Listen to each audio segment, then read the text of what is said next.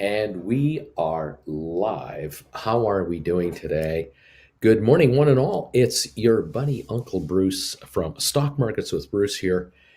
This is the channel where I try to explain to you in plain English what's going on in the stock market. Sometimes easier said than done, but shouldn't be too hard today. Welcome, one and all. It is the 10th of January, 2022. And in about 3.5 weeks from now, roughly, it will be an entire year that I've been going live every day, Monday to Friday, during market open days to talk to you guys about what's going on in the market. Can you believe it? A year, and I'm still doing it. Unbelievable. I think a year ago, there were many, many more people going live all the time, talking to you about what was happening in the markets. And there aren't that many anymore. I think there's been a pullback as to how many there are. I'm not sure. Are there any channels out there that you've seen kind of fade away or really back off in their telecast? I kind of sense a few. I don't want to name names. I don't want to be the guy naming names, but I was just curious about that. I'm just still plugging away here. Thank you for joining me, and thank you for you guys who hit me with the thumbs up button right away. As soon as the show is starting, you nail that thumbs up button and you tell me what the number is, what number you are. I appreciate this very much. Fantastic. Rob is saying here, I just noticed a filing with the SEC for 23andMe. And Rob is saying that they've issued a press release announcing the company received FDA clearance for a direct-to-consumer genetic health risk report on a hereditary prostate cancer marker. Interesting, Rob. Thank you for that info. I hadn't caught that this morning, but there's so much going on. I love the stream, says Data. Well, hi, Data. How you doing? Thank you for that. Thank you, all of you who are here, popping in to say hi to me. I appreciate it very much. I'm just going to make a quick little move here to set up the show properly. We're supposed to be simply for comments, supposed to be for members only. So let me just trying to double check here. Thank you all for being here with us. Appreciate you all popping in to say hi to us. And if you can become a gold member, gold bagel member of this channel, that would be really great, because you will be able to take part in the pre show that I do every morning. I just did one here about a half an hour, 40 minutes ago. Some of you were here for that, and I'm going to talk a little bit more about what we talked about this morning already on this channel. Lots to go over and talk about. Thank you, guys. We are members only. Thanks. Yes, members only for chat. And the reason we do it, it's not like I don't want people coming in to chat with us. I love when people come in and chat with us. Please become a member of this channel, and you can chat all you want using your emojis. The reason we do this is because of the trolls that are out there. It is vicious, and I guess because I'm one of the only live guys left, there's nowhere else for trolls to go to, I suppose, and so they come here and try to wreak havoc.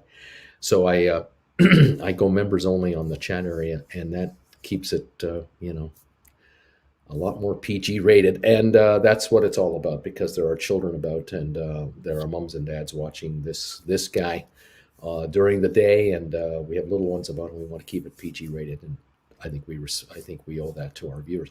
Thank you all for being members of this channel. If you've become a gold bagel member in the last week and a half, man, I can't thank you guys enough. This has been you're telling me by doing that you want me to give you these pre-market or how do I call that? These investment alerts that I'm doing.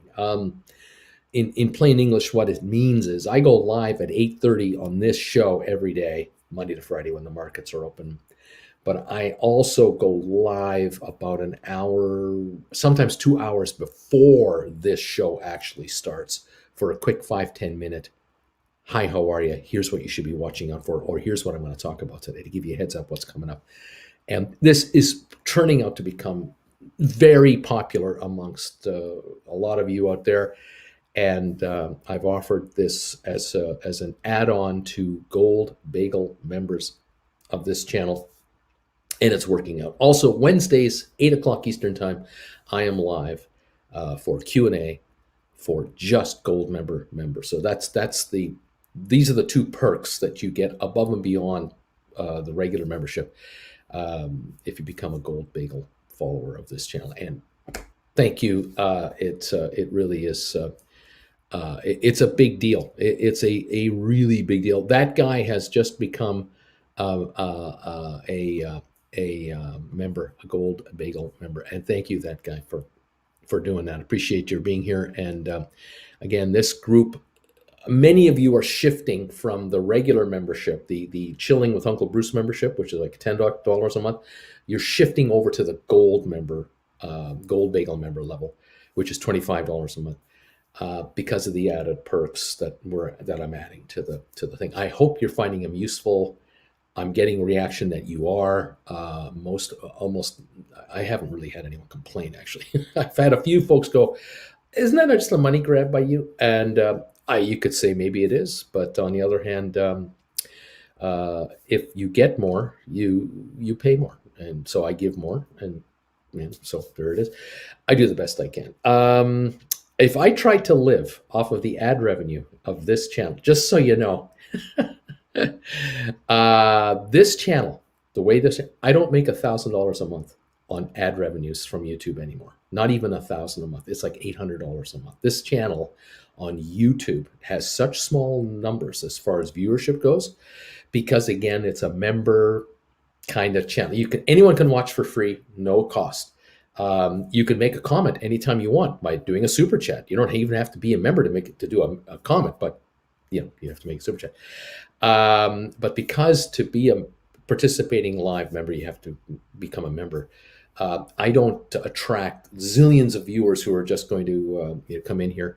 And I guess I can look at it this way. The folks who are here and who are saying, "Bruce, I will pay you so much a month to have the privilege of doing these comments.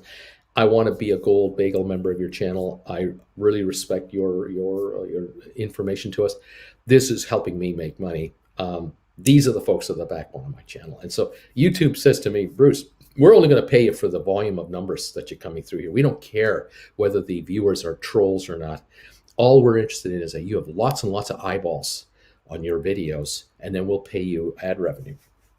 And or Prime members. Those of you who are Prime members of YouTube, you actually make me more money than the people who just watch the ads, period, because the ads only give me like a quarter of a penny per view. It's nothing. It's absolutely nothing.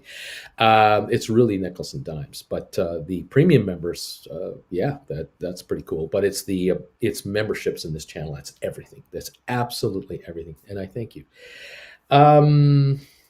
Okay, what did we talk about this morning? Okay, I talked about two stocks this morning in that alert show, the investor alert show this morning. And I talked about a new strategy that I've come up with that it's not like I've invented it. I'm just now bringing it to your attention. I hope this works for you. Bear with me here on this. Thank you. Beach Boy, I love strategy. These strategy you lay down at the alert, Uncle Bruce. Shame I won't be trying it, as you well know. Have fun.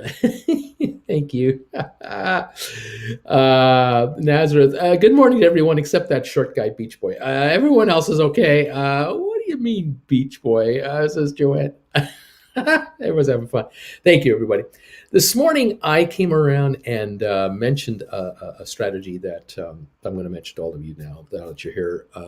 We got about 305 of you here, so come on in, listen up. So here's the deal, okay? The first shares, as I'm expecting recovery on our stocks, first of all. Mr. Optimist, no kidding. But the shares that I believe can reach $20 a share, which is a key number that I keep bringing up when it comes to the topic of writing call options against your stock. The $20 number has to be breached. We have to get stocks trading at 20 or more to make option premium worth your while if you're a shareholder of these companies. The two stocks that I think can get there before anyone else can get there would be Sofi and Matterport. Now, why do I say that? Because they've already been there. That's really the crux of it. They've already been there. SoFi's been over $20 twice in its existence already. And Matterport had just gone all the way up to $37 a share. Now it's back to this $14, $15 level, which is ridiculously cheap. But that's where it's at. And so Matterport now 15.29. For it to go back to 20 to me is a no-brainer. Because of that, because I believe SoFi and Matterport for many reasons that each company has as to why they're going to go past $20 a share and beyond that, I've come up with a suggested strategy that you may want to employ. Okay, if you're an option writer, and you want to be an option writer, you want to bring income into your household. Writing options is a darn good way to do it. Obviously, thank you for the upgrade, Chris Condi. Thank you for upgrading to gold member status. Beautiful, man. Thank you. This is what I'm talking about. Folks are upgrading one after the other. If you want to be an option writer and you want to bring extra cash in, you have to be able to write contracts. And for every 100 shares you own, you can write one call option. But there's another way you can do it.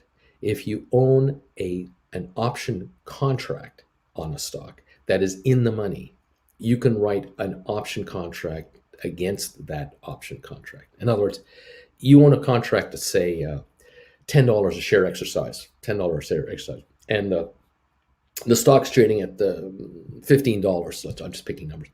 $15. You can write like a $17.50 contract using the $10 contract as your stock. Now, here's the thing. I was mentioning this morning to my viewers, Matterport. Just use Matterport. Matterport's trading at $15-something a share right now. This in the pre-market, $15.28. Yes, Friday was like $15.50. You can buy a $12.50 contract on Matterport anytime you want. You can buy a $10 Matterport contract. You can buy 15. But if you bought a $12.50 Matterport contract, as an example, what that means is right now, like today, you could write a call option against that call option because it's an in-the-money contract. It's at $12.50. You could write a $15 call option, a $17.50, a $20, I mean, whatever series are out there. So you buy an in-the-money call, say, for this fall, like September, say example, go way out. And you now write a short-term call. That might be January, I think it's January 21 is the next one, or February, whatever, against that contract. Now, the strategy I had was you buy the call now. You buy the call in the money call today, and you hold it, and you buy one or two or three or four, however many you want. And you now wait for the stock to reach this $20 level, as I was mentioning before about how stocks should reach $20 a share to make it worth your while to write call options against it. The shares go up to $20 a share, theoretically. It's a $5 move from here. A $12.50 call option that might run you, I don't know, $3.50 to $4 right now to buy would be worth at $20 a share a $7.50 book value plus probably $1.50 time value. Remember, for the fall, they're going to be trading about $9. So you've doubled your money on your contract. Yay! Now, people have been asking me, what happens when I double my money on my contract? Shouldn't I take my money off the table? You can, yeah. But here's the other option, the other strategy instead. You don't sell that call option. You hold it. You have that $9 contract. You're now writing calls against that contract. You're now writing $22.50 calls, $25 short-term covered calls against this contract, or the 5 contracts you have, or the 10 contracts you have, however many you have. If you have right now $15,000, you can buy 1,000 shares of Matterport. $15 a share, $15,000. If you can buy $3.75 priced contracts, each contract $3.75, you can buy a ton of options instead. Instead of buying 1,000 shares, you can buy more contracts. So when it comes time to writing contracts, instead of writing 10 contracts, 1,000 shares, you can write 10 contracts. If you have 20 contracts or 30 contracts, you can write 20 or 30 contracts per. And what I'm getting at here is it could be that you might only bring in $1 a contract in premium because you're writing a contract out of the money a little ways. All right. Spencer, by the way, thank you. I hate to stop interrupting, but another upgrader to the gold bagel level, Spencer Lefevre. Thank you, Spencer, for this. So if you're bringing in a buck a contract and you paid $15,000 to buy 1,000 shares, you write 10 contracts at $1 a piece, you get $1,000. So you have $1,000 coming in against a $15,000 investment. Great. If, however, you can buy calls at, say, $4 each, 10 will cost you $4,000, 20 will cost you $8,000, 30 will cost you $12,000. Let's say you bought $12,000 worth, 30 contracts. Now you're writing $31 calls, the same calls as if you bought the stock with the stock at $20. You're bringing in $3,000 on 12,000. See what I'm getting at? The return on your capital is dramatically higher. And here's the thing that I get asked all the time. People ask me, Bruce, you keep talking about getting rid of my day job. You keep talking about the idea that I could walk away from my employer. How much cash do I have to have in my account to be able to write calls to actually have a living? What's the magic number? And I'm wishy-washy on the answer because there is no specific answer to give you. I've only been able to say to you in the past that in theory, if you can afford to buy stock that you can write options against, it's a question of how many shares of whatever stock it is you've got and the cost of said stock that will determine how much money you're going to bring in from writing call options. So if you just use, say, GameStop, because we talk about writing options on GameStop. If you want to buy GameStop at $135 a share, 100 shares of GameStop is $13,500. Now, we have talked here about people writing call options on GameStop, bringing in $5 for like 3 or 4 days of time, 5 days of time. We've talked about GameStop premiums being like $8 to $12 for like a 1 week to 10-day contract, depending how many. Again, the longer the contract lasts and the closer the contract is written to the actual price of the stock, the strike price, your premiums are fluctuate. But if we use the average of $1 a day, if we say, look, if you write a call option on GameStop that has 10 to 14 days left of life in it, total life, not trading days, but 2 weeks of time, you're probably going to get $1 a day out of this thing. You might make, say, conservatively, you could make $5 a week per share, let's just say, on premium depreciation, time depreciation. So if you have 100 shares, you could theoretically bring in $500 in a week. This is such a generic statement because you and I know, if you've been watching me for a while, you know I can't guarantee anything like this. Neither can you, because we all know a couple of things. Stocks fluctuate in price. They go up and they go down. Contracts fluctuate in price with stock. And there's the time factor, and there's the book value factor, and so on and so on and so on. But if we just take an overall average, and we say that you can make $1 a trading day, let's say, on GameStop, that's $5 a week, which is about $20 a month-ish, 20 trading days a month. Some months have holidays, some don't. So you're making $2,000 per month, average-ish, doing a call option contract strategy where you're trying to write calls out of the money, just slightly out of the money, that depreciate with time. But it's going to run you $13,500 in cash to do that. Now, what's wrong with making $2,000 on $13,500? You know what's wrong with that? Nothing is wrong with that. Absolutely nothing is wrong with that. If the strategy works to that extent, it's fabulous. We just can't guarantee that the stock will stay exactly the same price all the time, and these contracts will just depreciate. Because if the stock stayed the same price all the time, the contracts would have no premium whatsoever, because no option player will buy an option on a stock that doesn't have volatility. Option buyers are looking for action. They are the kids on the casino floor that they're into town for a little while to have a good time and gamble. You are the casino owner trying to write call options against these players, and you're trying to give them some action. But they're paying you an admission fee to play, hence the premium on contracts. So folks will say to me, well, Bruce, I can't live on $2,000 a month. And if it's not reliable, like absolutely reliable, then what you're saying to me is I need actually more than 100 shares of GameStop to generate a certain amount of revenue. And I say, yes, that's true. And I tell you that one way to kind of figure it out is if you can buy 1,000 shares of GameStop for $135,000, because I'm assuming $135 trading price on the stock. For $135,000, you can write 10 call contracts. They don't all have to be the same call contracts for the same expiry day or at the same exercise price. You can write 10 different contracts, one that expires this Friday at 135, one that expires this Friday for 140, one expires this Friday for 145, one expires next Friday for 135 and 140, and next Friday after that for, you see what I'm getting at? You can write 10 different calls if you want, or you can write 10 of one, which is a lot easier to manage. And your strategy is, I'm writing 10 call contracts that have about 2 to 3 weeks of time left on them, and I'm going to write about $5 out of the money. So the stock's 135, I'm going to write 140 contracts, good for 3 weeks. And if I can bring in $12 or $14, and in a week to a week and a half from now, I can buy them back. I don't even wait the 3 weeks for them to expire. I only want to wait until they drop about $1 a day every trading day for the next 5 to 7 trading days. And that's sometime next week. So I write them today, and next week, Wednesday, I buy them back, something like that. And they still have a week and a half to go, but they've shrunk.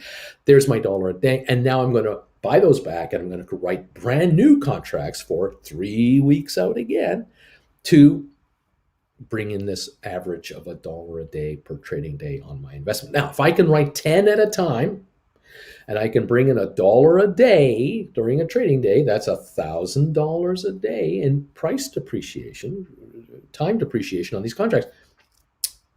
I can make $5,000 a week. I'm a happy kid. Now, 1 week it works to a T. I find that in 5, 6 trading days, stock dropped, or stock stayed where it is, kind of dropped a little, rose a little, but didn't do much. And these contracts just systematically depreciated in value because they're running out of time to live. And I made $5,000. Nice week. Other weeks, you have a scenario where your stock went up $5 a share over the week on average. And that contract didn't come down $5. It only came down $3. And you're sitting there going, what should I do now? Gosh darn it. Do I buy them back and lock in a $3,000 gain and call it that? Because if you're living off the cash flow of the contracts, it's important that you buy them back for less money to write new contracts for more money. But if the stock goes up for you and the contract doesn't depreciate because the stock is going up faster than the contract can depreciate, in other words, the value of your contract is being replaced. Instead of being all time value, it's now time and book value. More book value and less time value, more book value and time value, which it's all book value. That contract has the same price on the open market. The good news is that you might be up $5 a share, $6 a share, $7 a share. You might be up $9 a share. That's great, but that didn't put any cash in your pocket, did it? No, it made you richer on paper because your stock went up, but it didn't put any money in your pocket, and you've got bills to pay. And this is why I talk about, people ask me, how much money do I need in the market to get enough cash out to be self-employed and not have to be working for someone else anymore? So you may find that in 1 week you bring in $5,000. The next week you don't bring in any cash in. It's just a rollover break-even scenario. You sold calls for $12. You bought them back for $12, but the stock went up $8. You wrote new calls 3 weeks out at a $10 higher exercise price than before. And now we're seeing if the shares want to keep on going to that new level or they want to level off here. And now you're going to earn time depreciation. The next week you might make $3 a share net cash to you and $2 a share in value increase. So you got $3,000 out of your account the next week. And then the next week, you're writing another set of contracts, and on we go. And then there's the scenarios where we've had it happen here live on this show. You write a call on a Monday morning at $10, and 2 hours later, you're buying it back at $6, and you're going, wow. My brain is exploding. I just made $4,000 on depreciation of this contract. Why? Because the stock went down $6 to $8 a share. So bad news is your account is worth less money, but good news, your cash balance just soared because you can buy these calls back for so much less money than you just sold them for a couple of hours ago. So this $135,000 number might be the number you need in the case of GameStop to actually make a cash living off of the shares, because you don't ever want to sell the stock anyway. You want to be the holder of the stock long term. You're using the shares as your horses on the field. You're plowing your field for cash, and the plow is the contract premiums, and the horses are pulling it, and the horses are the shares. And so you got to pay 135 grand for the stock to do that. That's typically how it's done. Paul Wickersham, Paul, upgraded to a gold bagel member status. Thank you, Paul. You know I appreciate it, and I thank you very much. Welcome to the gold bagel family. I'm glad you're here. So let me get back to my first strategy of what I just wanted to talk to you about today. If you have $135,000, I guess, okay, you can go out there and buy 1,000 shares of GameStop and now take your chances on trying to make a cash living off of GameStop only contracts. Fair enough. On the other hand, I've been saying to some of you out there, look, if you've got 50 grand, you got 30 grand, you got 20 grand, you don't have $135,000, you don't have $500,000.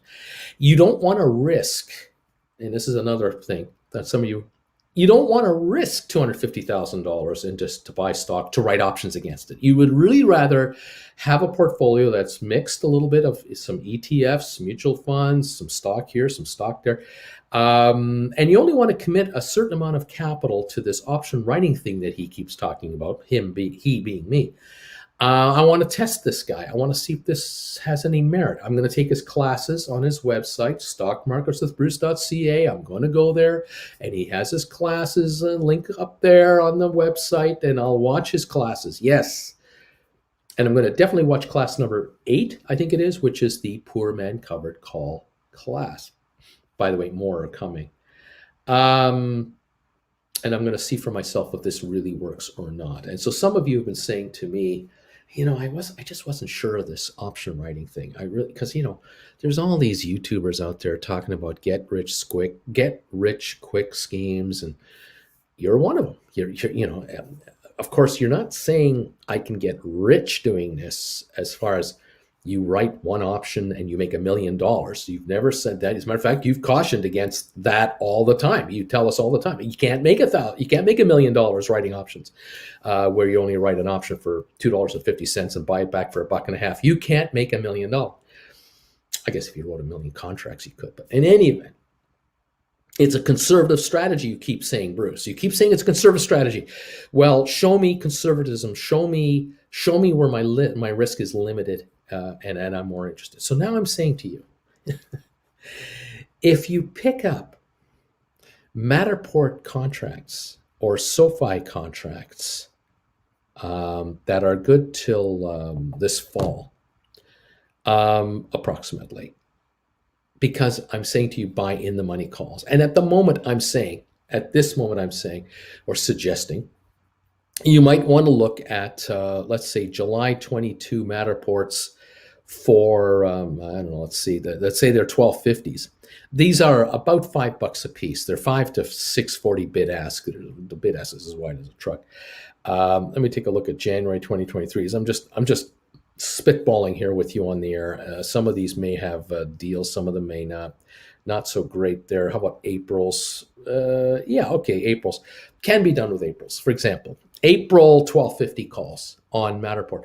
They're 450 to 480. Last trade was 470. That was Friday night at the close. Okay, the stock right now is 15.29, down 30 cents. So these might be 10 cents, 15 cents cheaper, just as a rule. So let's just say about in and around $4.50. So I'm saying to you, look, take $450.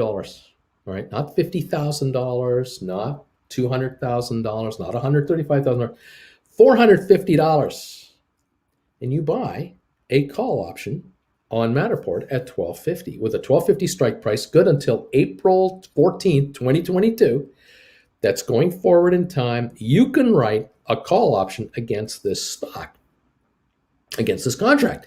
Now, in theory, the next contract that expires is January the 21st. That's not this Friday. The Friday, I guess it's the Friday after that or something like that. Yeah, the Friday after that. And in theory, you could write a contract against this contract. You could write a $15 contract against this contract. So you're paying $4.50 for this one, the $12.50 April, and you could write a $15 contract that expires in 2 weeks and receive about $1.45. It's $145 against a $4.50 investment. You go, whoa, that's a third of my money. Yes, it is. Now, you're limiting yourself on the upside to $1.45. If the shares stay around the $15 mark, this is where these contracts can depreciate from. If you sell them for $1.40 or so and you buy them back for 80 cents, I'm throwing numbers really just out of the top of my head here. You can use whatever numbers you want, knowing that you paid $450 to buy this contract and you received $140 to sell this contract. How much from the $140 would you be happy with if you bought it back? If you bought it back for 80 cents, you're going to make about $60 on the contract. Okay? You spent $450 to get the first contract. You made $60 premium on this contract. This contract will not last longer than the 21st of January, so it's 2 weeks. About $60 against a $450 investment is more than 10% of your money, isn't it? It's about 14% on your money for less than 2 weeks of your time.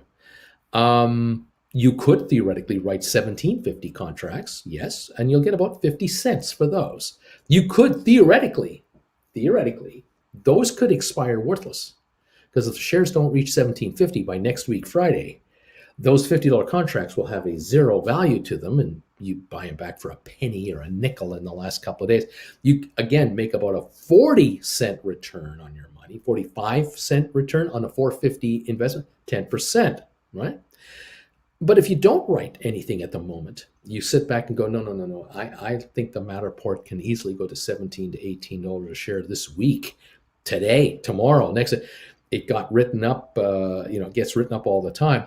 If the shares do rise to this 18 level, the 20 level, now you're sitting there going, I might write 20s for the 21st of January, or I'm going to write $20 contracts for February, the next month that contracts are available for, which is February 18th. And you may bring in $1.20 for the Febs, because if the stock's trading at 20, they'll be worth 120 to 150 a piece.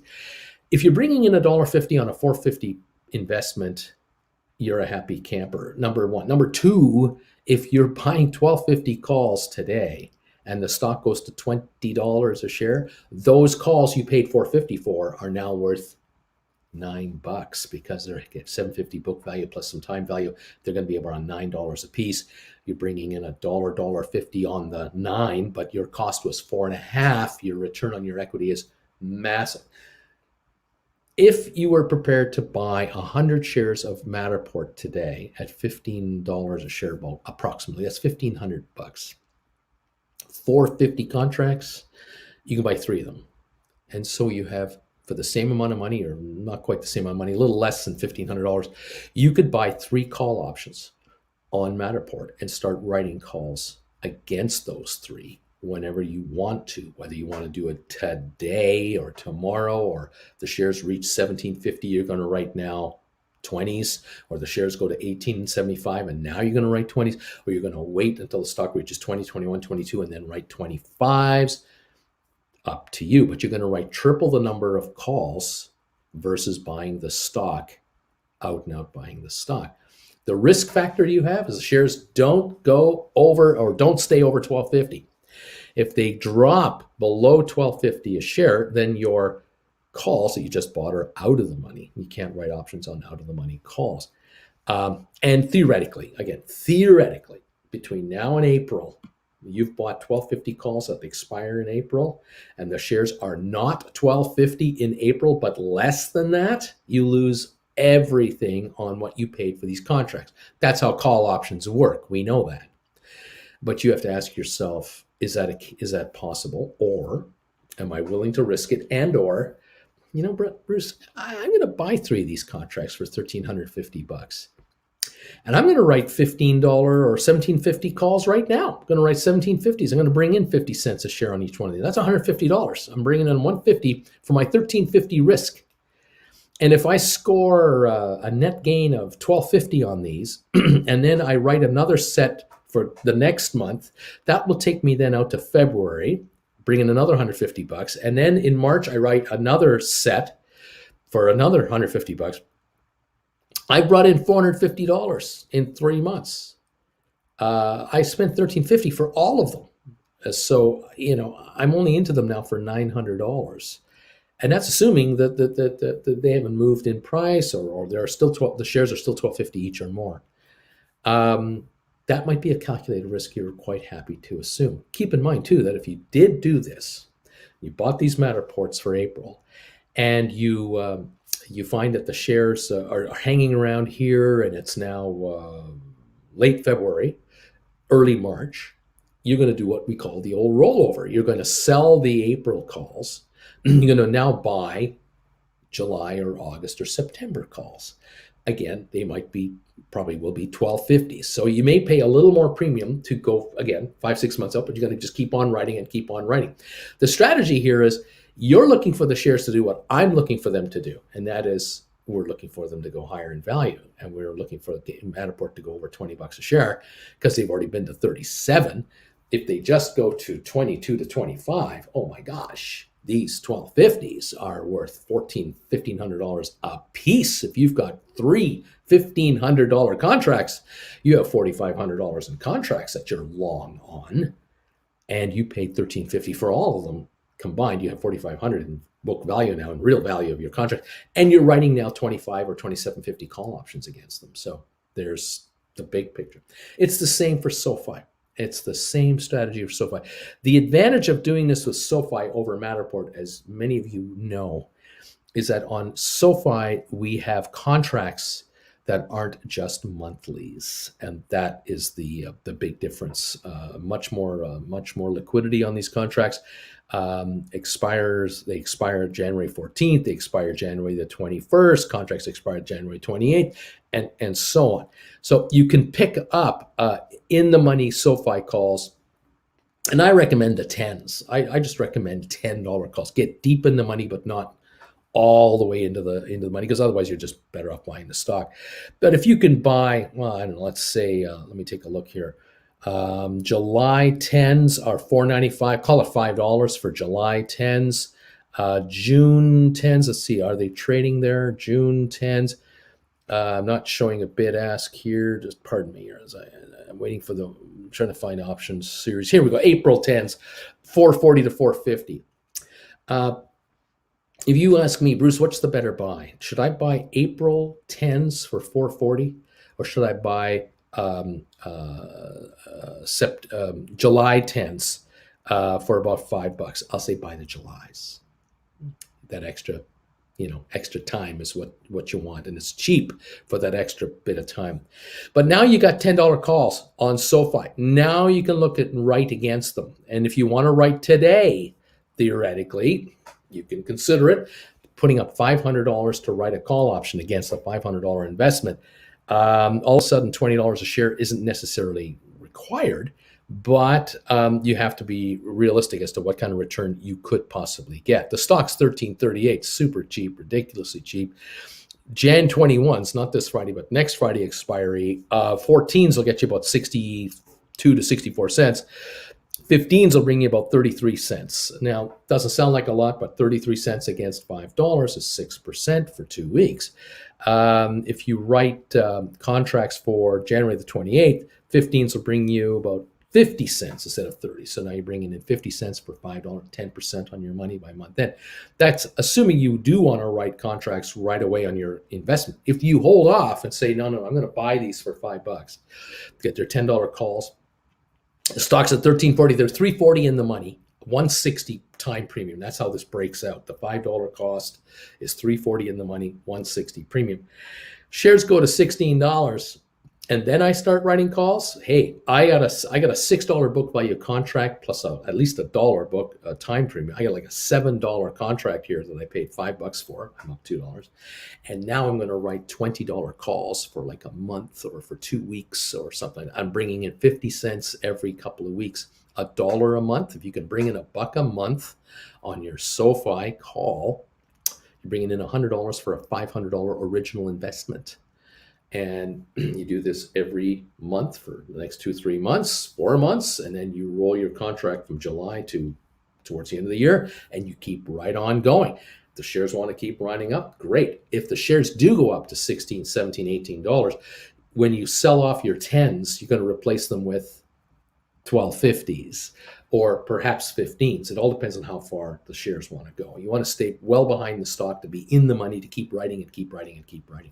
Of course, the other strategy is if the shares fall off in price, you sell out your 10s and buy 750s and keep writing and keep writing. You play the game both ways, depending on what strike price you can acquire options at. In the case of Jan 28th, for example, they're trading at $7, $8, $9, 10s, 11s, 12s, 1250s, 13s. I mean, there's strike prices all over the place the closer in we get as well for writing, and then for acquiring, you might be limited to, say, $2.50 increments for now. But there's plenty of room to get in there and make your move. So coming back to it, yeah, you can buy 1,000 SoFi for $13,400, or you can buy a bunch of call options at $500 each instead. And you'll buy more than the stock. So 100 shares, $1,340. That'll get you almost 2.5 contracts. So if you can buy 200 shares, you can buy 5 contracts. Make sense? So it's about 2.5 to 1. So buy 1,000 shares or buy 25 contracts. Now you're writing 25 contracts at a time. And the strategy then is, if you can make $1 a month on your SoFi net to you, with the shares in this $20, $22 range or more, you're making $1 a month on your SoFi contracts, and you got 25 of them. You're bringing in $2,500 a month in income. You've done the same with Matterport. You got $2,500 a month in income. You've bought in the money calls on Goldman Sachs. They cost more to buy, but you get a higher premium when you write because it's a $400 stock. There's income coming there. All of a sudden, you're realizing, oh, I see what he's saying. Instead of using 135 grand and buying just stock, I could theoretically buy half of that, a third of that in the money contracts, depending on which stock I'm talking about, and I can really leverage up. And if my psyche is to say to you, get to the point where you can get 10 contracts in your hot little hands, that you have 10 in the money contracts on whatever it is you're writing on. So if you can get 10 of the SoFis, 10 of the Matterports, you wait a while and then the shares, slowly inch up or quickly inch up, whichever way they want to do it, you're now going to write 10 here and 10 here, and you've picked off maybe 1 or 2 Goldman Sachs in the money contract. You're running 1 or 2 contracts over there, and you are building out your portfolio, diversifying it. You're running options on 2 or 3 or 4 or 5 different companies at the same time. And if you get into this 30, 40, 50 contract number overall, you can begin to understand what I'm talking about. You begin to get it. You go, oh, I see what he's saying. If you can make $1 a contract, but make $1 a week, these contracts, and I'm writing 50 of them, there's $5,000 a week coming in cash flow. Some I might have to rollovers on because the stocks are moving. Others I'm just writing call on a Monday and buying them back on a Tuesday, and then I'm writing on a Wednesday and buying back Wednesday afternoon. I can't believe some of these stuff. Some are you're just waiting, and you're waiting day after day for the contract to just trapeciate up. It varies all over the place. The last thing I'll mention, of course, is not the last thing, but another thing I'll mention, obviously, is if you buy SoFi $10 calls and the stock takes a shot, it goes right to $22 because they do the bank charter thing and they go to $25. Your 10s are worth a fortune. Well, you're now in a position to say, well, I bought 10 of these $10 calls and they're now trading at $15 each. Why don't I just sell these things for 15 each and turn around and buy in the money calls that are $7.50 each? Maybe I sell the 10s and buy 15s. I've just doubled the number of contracts I have, which means I double the number of contracts I write. Okay, so you might have 10, you sell the 10, and you now have 20 contracts that are deep in the money because the stock's at 25 and you went from a $10 strike price to a $15 strike price. The stock is running up here. You are behind that stock, and now you've leveraged up with more contracts and you're writing more contracts. The secret to success is writing as many contracts as you can. You're better off writing 50 call options in a month rather than 5 call options in a month. Or you're better off writing 80 call contracts over a month, maybe 20 a week, instead of writing 5 every week. And that's just the power of leverage coming to you and capital. And you don't need to be as correct every time to live off of this. Of course, if everything you have is in 5 contracts and you're trying to live off of 5 contracts, you are putting all the heat of the world on just this trade to work for you. Whereas if you have 50 contracts you can write, 10 of this stock, 10 of this stock, 10 of this, you only have to be 10, you're 1/10 as successful as the other guy, you're making just as much money as the other guy. And so if you're finding that I'm only making 50 cents a contract per month here because I'm right and sometimes I'm wrong, or I sell too soon, or I write too late, or I buy too, whatever the issue is.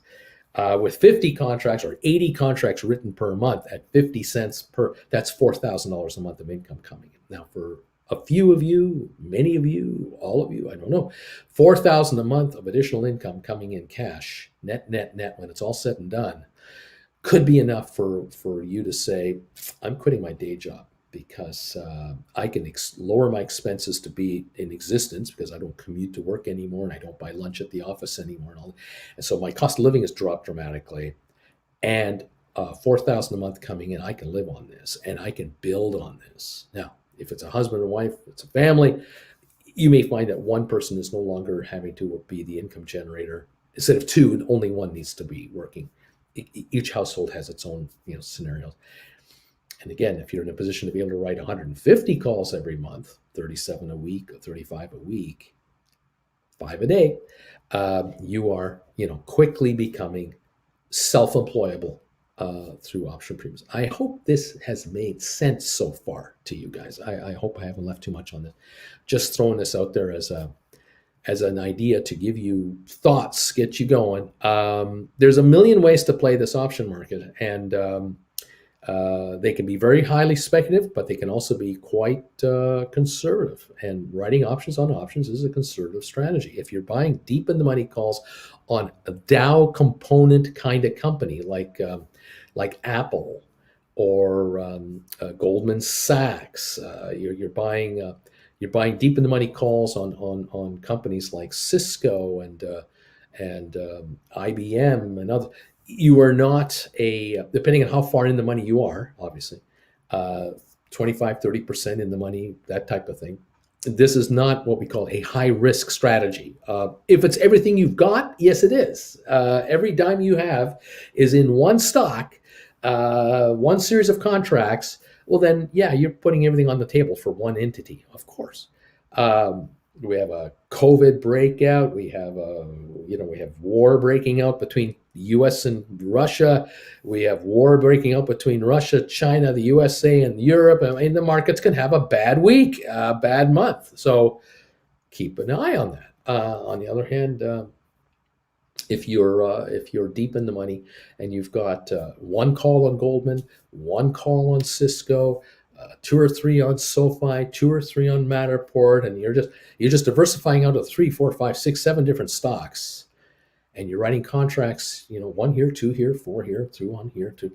You're all over the map, and you may not have enough to live off of, but you got a little juggling going on. And of course, all you need is this to monitor your investments wherever you are, whether it's at the office, whether it's on holiday, whether it's visiting a friend or a relative, whether you going to your neighborhood Starbucks for a coffee just to get out of the house for a little bit. Whatever you're doing, you're at the grocery store, you've got this to make any moves that you need to make when you need to make them. You can be in Waikiki like Credit Savage was a little over a week or so ago and trade there. You do not need to be stuck in your home in front of a laptop like I am talking to you here. You can be mobile, and that is powerful, incredibly powerful. Okay. I hope that makes sense. Thank you all for joining me today. Those of you who've been upgrading to gold bagel member status while I'm yapping on this rant, thank you. Paul, thank you again for becoming a gold member here. It means a lot to us. I check the stats every day. I see, find out where are we at? Where are we at? And I can see the YouTube gives me the count. They'll say to me, "Oh, you lost 8 members of your Chillin' with Uncle Bruce membership club, but you gained 8 gold members." Well, you know what that means. It means that they shifted over. Well, great. Thank you. Fabulous. 8 more folks who are going to watch the pre-market alerts with me. And hopefully Wednesday nights join me as well. Fabulous thing. Thank you. I appreciate that. So thank you for moving on over, coming over here. Those of you who are coming here, I really appreciate it. Right? This is perfect timing, says Michelle. I had already planned on taking class number 8 as my next class. This is perfect. Well, class number 8 is Poor Man Covered Call Writing Strategies. Absolutely. Nick, hi, Nick. I'm number 211. Good morning, Uncle Bruce. I like Uncle, so will be. I like Tio, so I'm going to use Tio going forward. That's I believe that means uncle in, is that Portuguese or Spanish? I'm not sure. Anyway, thank you, buddy. Welcome all to this show today, and this old YouTuber, 66 and still going strong. Unbelievable. Thank you all for being here. 514 of you are here with me right now. We are 9 minutes away from the opening of the day.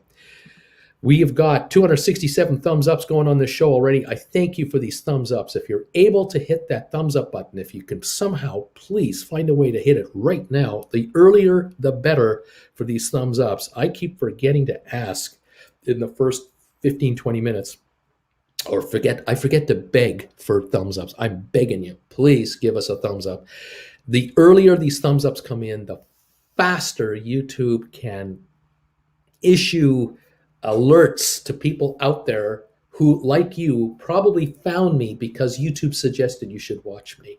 There we are, 297. Thank you, guys. If you can get us to 500 thumbs up so much faster than we normally get to 500, we will get a ton of new viewers coming in here who will just casually watch me, and they're not going to be members, not going to be subscribers. They're just going to be the lurkers, which there are a number of. The lurkers will lurk, and they will just, what's this guy talking about? Why are these people, what's with this channel? There's no other channel like this channel. What's he talking about with these options all the time? And what's he talking about with these opportunities to make money in a market? The markets are down right now. Why are his viewers more happier on his channel than any other channel we watch? Because when the markets are down like we are right now, every other YouTuber is down in the dumps, and they're just, the world is conspiring against us. I look at this market as an opportunity to just print money. And so thank you for those of you who are hitting that thumbs up button, bringing viewers in here to find out what stocks we like to talk about and why. And it may well be that they become regulars of this channel. They might become fellow members. They might become gold bagel members of this channel. They'll figure out what the hell is he talking about. What's a gold bagel member anyway? His channel has nothing to do with bagels, does it? They'll figure it out. And away we go. They start watching the classes, and then they too start talking to you guys as you guys talk to each other. And they realize, these new folks realize, my God, if I join this channel as a member, I get to know these folks here who are commenting all the time. I have a question that I want to give Bruce. This guy is so busy staying on top of the questions that are coming in. There are times, many a time, that he cannot read my question for 5, 10, 15, 20 minutes because he's so far behind. He just won't shut up. But you know what? The viewers answer my question. Other viewers come in here and answer it, because that's what this family is all about. We're here to help each other out and give each other the heads up that, by the way, this just broke. This news just came in. I just heard this. I found this. I got an alert from a friend of mine about a Wall Street Bets article about whatever, or some due diligence came out on Reddit, or an upgrade or a downgrade or a whatever came out on one of the stocks we're following. This is what this community is all about. And so is it all about me? No, it's not. It's about this family of phenomenal viewers that I've been able to slowly but surely put together and become part of the family. Love to have you, and I think you'll find it rather profitable. There are a number of folks here who had no idea, and I'm telling you, there are a number of people here who had no clue about options, no clue about how the markets worked, had no idea that you could write stock options against stock you already own and make money from it like they'd never imagined before. No idea whatsoever. And they were skeptical. They came into this channel going, there's a lot of these YouTuber guys, I got to say, though, most of the YouTubers that I've seen who talk about making money in the market, they're kind of like 22-year-old kids. They're 24, they're 28, they're 33. They're kind of younger. There aren't many old fossils like this guy. Got a lot of white hair. Whatever's left is white. The rest of it is just, shiny real estate up here. Maybe I'll cut him a break. It's an old guy. He's got a lot of experience. And yes, he was a stockbroker, a desk trader, a vice president of a brokerage firm, a partner of a brokerage firm, the president of a publicly traded company, mutual fund license holder. He was offshore in offshore finance. So he's got some experience, and he actually did it. He actually did this work rather than talking about what, the brokers actually do. He was a broker. He gets it. I appreciate giving me the benefit of the doubt there. We can make a lot of money here. Anyway, thank you all for coming on here. Carol is asking, do you think it would be a good idea to sell 500 shares of SoFi and then buy 10 calls at $7.50 for Jan 2023? Now there's a doubling of your position, but you're turning it into an option. I get it. You're in the money. I get it. I don't mind the risk factor here because it's January 2023, $7.50 call. I like this trade. I do like this trade. So no, I wouldn't talk you out of it because you can now write 10 contracts against your stocks at 5. I like the leverage. So yes, you're good to go. If that kind of move to sacrifice stock to put in the contract, I haven't got a problem with that. If you were asking me, should I sell these shares and buy 3-month out contracts at 12, I'd say no. I'd rather you have much more in the money. And this is why I'm saying SoFi, get the 10s so that you have a 342 of protection right here. But 750 is even better. Yes. And using stock, yes, you're fine. You're fine. All right. John, I said, took profit on Matterport, added more Spire and SoFi. Now, I'm not telling you to do. I'm not telling you to buy deep in the money call options on other stock right now for obvious reasons, because these shares have not yet given us enough of a potential return yet. Rocket Lab is another one I love. Well, I love all of our former SPACs, but Rocket Lab at 1086 just kills me that it's this cheap, that the stock is so low. When it used to be 15, 16 bucks a few months ago, here we are at 1086. I'm just going, what? But I know that SoFi, and I know about SoFi and Matterport, the opportunity for those shares to reach 20 bucks a share is so in front of us. Versus the others have a further, climb in front of them to go with. Here's another idea. Again, I'm just throwing this at you as here's a wild idea. AMC. You can buy in the money contracts for AMC, good for 3 or 4 months. Try to pick up maybe 15s or 16s or 17s and write 24s and 25s against them right now. But you gotta check your option tables to see what kind of cost factor you're looking at versus what kind of return factor you can get. The yield might be higher, like the volatility is higher on that stock, so you might be worth your while to pay $5 for a call option or $6 for a call, and then maybe get a $1.50 or $2 against it. I'm just throwing it out there. Robinhood, $15.89, a little too cheap for my liking. Rather it'd have a little more value to it. Again, over that $20 level, I keep coming back to that. Apple, of course, you can buy deep into money contracts on Apple and write calls all you want. That's a poor man's strategy we've been talking about here for months. That doesn't end, obviously. Microsoft is another. if you can afford Tesla, knock yourself out. But very few people can afford those kinds of prices for in the money Tesla calls. They're expensive. Who else have we got here? Writing options against stock. Cisco is a classic example of a very affordable, high quality stock. $61 stock here, ballpark. Um, you can buy, 50s, 55s, depending on the series of contracts. You can buy some, good deep in the money contracts that are like 20% in the money, like $12 or $10 in the money or more. So 45s to 52 it'd be the range that you'd buy a call. Hopefully 90% of the price you pay for an in the money call on a Cisco is book value, very little premium, and then you can write short-term calls against it, maybe 62, 63, 64s for this Friday or next Friday or the Friday after.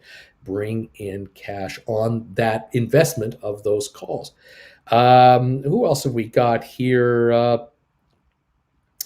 I would normally tell you to consider Norwegian and Carnival for this strategy because they're like $22 a share. They're in that neighborhood. The problem with these stocks is I just don't have any faith in the upside of their shares.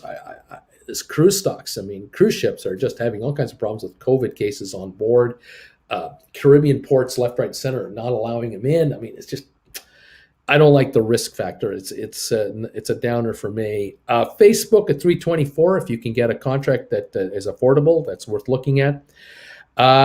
Who else? JP Morgan, $169 bank stock, definitely would be a candidate. Walmart, $144 a share. I don't know if the premiums will be worth your while, but it's worth a look. Nvidia, maybe, but there might be too much volatility there. And I haven't, you notice I have not mentioned GameStop in the money contracts. You notice that? Because the premiums are so unbelievable that you're shrinking out your value of that long-term contract with the with the time factor. So it makes it very difficult to write against something like that. Just saying. You win on one and you lose on the other hand. I don't like that gig. Disney, a 157, might be a poor man covered call candidate. Might well be. This Disney stock has been as low as 142 and as high as 203, 157 right now. We're kind of down here. And so the downside is limited. If you're buying 140s, 135s, 140s, that might be the long-term call to have on Disney to then write against on it. Who else? Maybe eBay at $66 a share, $65.91. Twitter at $38 a share might be a candidate. Again, it's up to you to investigate this. Check it out. American Airlines at $19.22 a share could be a poor man covered call strategy right there. You might be able to do some real leveraging here. You might be able to buy, say, $15 or $16 in the money calls and get your hands on 10 or 20 or 30 of them and then write 10, 20, 30 calls. Even if you're bringing in 40 cents a contract, 50 cents a contract, you're bringing in money multiple times. There might be something to that. Netflix at $5.34 is a pretty expensive game to play. If you're going to buy, say, 475s, 460s, those are expensive. DraftKings, $26 a share, $26.49. There might be poor man covered call strategies on DraftKings. You'll have to look into the option chain there. Moderna, $207 a share. Deep in the money calls, maybe. Again, it depends on the premium versus book value. You got to get book value, almost all book value. Pardon me. DoorDash, Airbnb. I'm not a fan of the companies. The risk factor. Micron, $94 a share, definite candidate. Intel, $53.72 a share, definite candidate for poor man covered call writing. Definite potential there. Boeing at $212 could be a poor man covered call potential. 180 calls, 175 calls would be your target price for the long in the monies. Yes, I'd look into those. That would be about it. Those would be. There's a rough list for you to think about. A whole bunch to kind of consider. We are open for trading and been trading now for 4 minutes, and it's not like I'm ignoring you guys. It's just that I'm so excited about what I'm trying to tell you about. There's so much happening here. And so let's see what we're going to have here. Are we going to make money? And if so, how much? How much does this market want to go down first? What's the bottom end? And then how do we trickle back? Dirt track. How you doing, man? Thank you, Dirt Track, for this upgrade, upgraded to gold bagel level status. Thank you, Dirt Track. I appreciate this. Welcome to the family, and I'm glad you're here. You're joining some pretty good people here without any exception. Rob has given us the warning. So is Alberto, DQ, and Larry made it official. We were open on time as usual, and thank you already for we're here. Oh, and I forgot. Larry says already rescheduled me for jury duty again. It's now grand jury duty in March. Oh my God, never ends, never ends, never ends. And on the plus side, he says, I'll probably have some January the 6th insurrection cases. So it should be at least be really interesting. Oh man, oh man, oh man. Interesting. Thank you. All right, well, let's take a look at these opens, this opening values here and see what's going on. I've got right now on the markets, the Dow down 103 points. Let's go over here. There we go. Let me rephrase that. I was looking at the contract futures. We're now open and we're down 170 on the Dow. Okay, 183 down dip on the Dow. S&P is down 47 points. NASDAQ down 258. Now, the loser of the day is NASDAQ, 1.7%. S&P down 1%, and the Dow down half a percentage point. So even though the Dow's down 184, it's only half a point. S&P down 1%, down 47, and NASDAQ down 1.74 with 260 points. Oil is off 15 cents a barrel, 15 cents a barrel. It's a nothing burger on oil, 78.75. With the so-called turmoil in the world and high interest rates and high inflation and everybody worried about the economy, oil is off 15 cents a barrel. What happened to the idea that oil demand will drop dramatically with an economic slowdown? There's a disconnect here between how oil is reacting and how the markets are reacting. The markets are showing the possibility of a slowing economy, or the idea of stocks having a tough time against higher interest rates, or inflation creating havoc with pricing, and companies meeting their objectives, not getting materials in, or what have you. Oil, it doesn't show any hardship whatsoever. So it's kind of, is either oil wrong or are the markets wrong? There's the billion-dollar question, I suppose. That's where we're at. Rocket Lab is down 50 cents at 10.36 to start the day. SoFi is down 59 cents to 13.15. Did I say bargoons? I said bargoons. GameStop, 128.40 down 12.22. Unbelievable pullback on GameStop. Bargoon City. Matterport, 14.76 down 85 cents. ME down 23 to 5.93. Spire is off 7 cents, 2.86, new low area. ATIP off 11.5 to 2.99.5 cents. SmartRent down 36 cents to 7.30. Cyxtera down 22 cents to 11.56. AMC under more pressure, 21.38 down 161. Robinhood down 70 cents to 15.19. Vanik down 5.49 down 2.91 at 2.91. Home Depot off 7.38 to $386. IBM up 96 cents to 135.74. Dow Jones down now 215 points. Microsoft off 580 to 308. Apple off 251 to 169. Tesla down 40 bucks, 41 to 985. Bed Bath Beyond down 47 cents to 13.33. BlackBerry off 17 to 8.69. Royal Caribbean down $1.59 to 79.43. Goldman up $1.16. 398.67. Cisco up 8 cents to 61.22. Amazon off 80 bucks. Facebook down 11. Alphabet, which is Google, down 58. Target off 5 bucks. JP Morgan up 41 cents. Costco down $16. Walmart down 21 cents. NVIDIA down 9.48. Let's see, who else is doing what? American Airlines down 21 cents. Netflix down 77 cents. DraftKings down $1.18. Moderna down $1.93. More red than green. There's no doubt about that. It's a red start to the week, to the day. The question is, what kind of volumes are we going to get on this red wave, and how long will it last? Because There's no tax reasons to sell stock here. Those were done 2 weeks ago, 3 weeks ago, month ago. I'm kind of sitting here going, hey, if people up there sold their stock in November and up till mid-December to take care of tax loss selling, there've got to be a whole bunch of investors out there who are sitting there now going, well, I can buy this stock back I sold back in November, whatever the stock is, whatever that I sold, and I could buy it back now at way less money and take a new position all over again and not have a wash trade being nailed on me by the feds. This might be an opportunity, and I concur. It could be a snapback rally is around the corner as this month starts to move up here. We're only on the 10th of January, but by the 20th of this month, the next 10 days, we may well have a serious snapback rally on wash trade avoidance, where funds and entities, companies, and individuals can sit here and go, I sold my SoFi at 16 and I had bought it at 24. It's now 13. I can buy it back for less than I sold it for to take the tax loss. Why don't I buy it here and run it to 20 and I got a $7 gain again? That's just, micro thinking, let alone the big picture.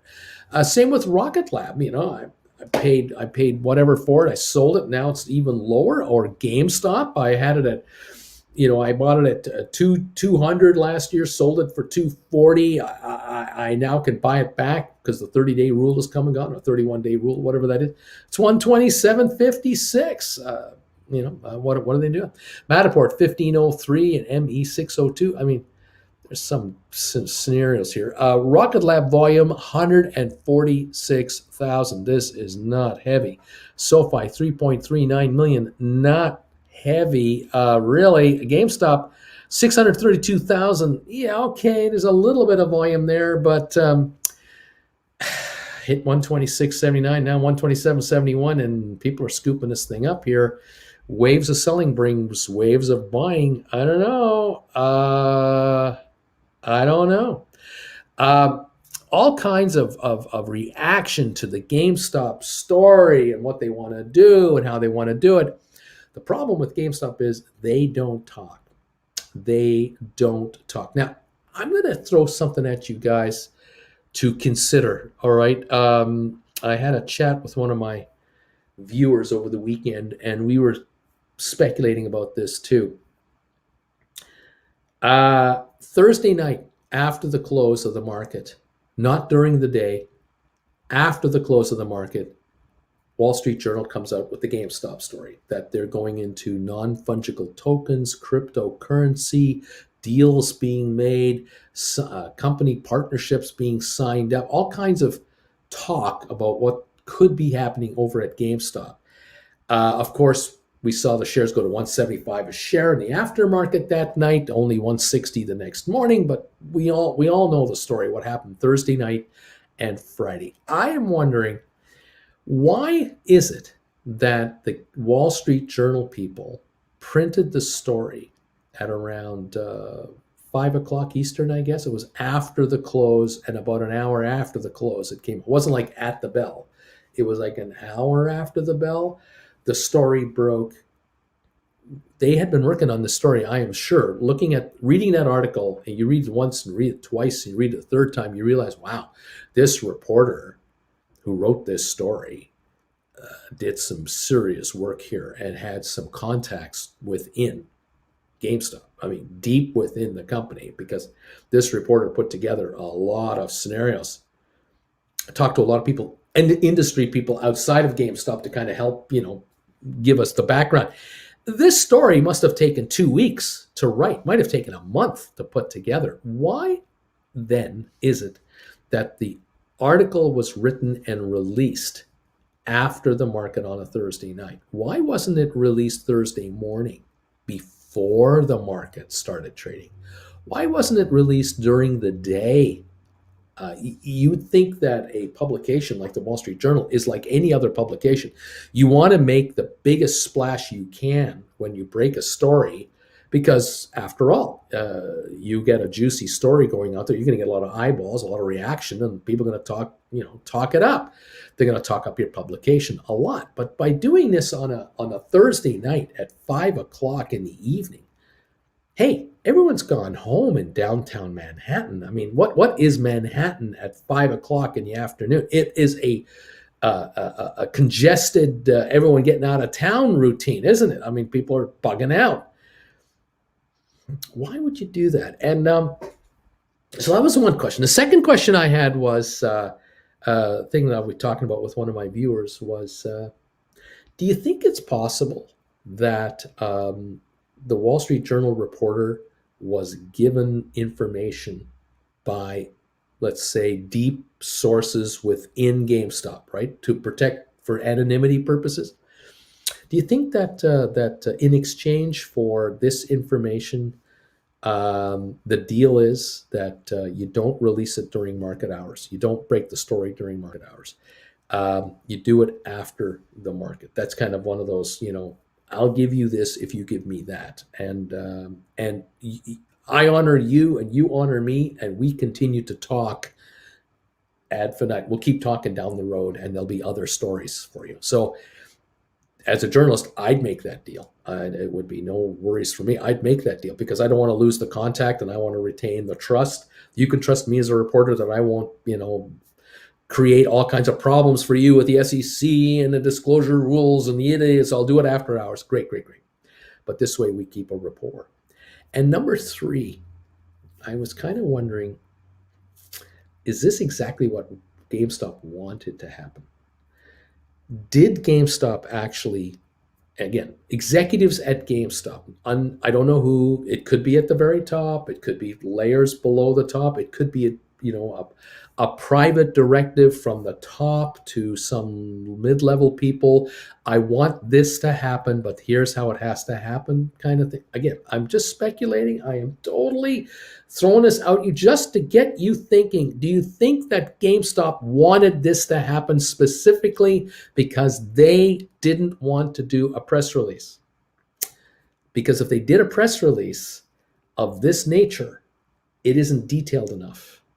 They'd have to go into far more juicy content detail that they don't want to share with the rest of the world right now. They want to play this close to the chest info about what GameStop is going to become, and they far rather just little dribs and drabs come out every week or two. Is it possible that Wall Street Journal will have a second article on GameStop tomorrow or Wednesday as a follow-up piece?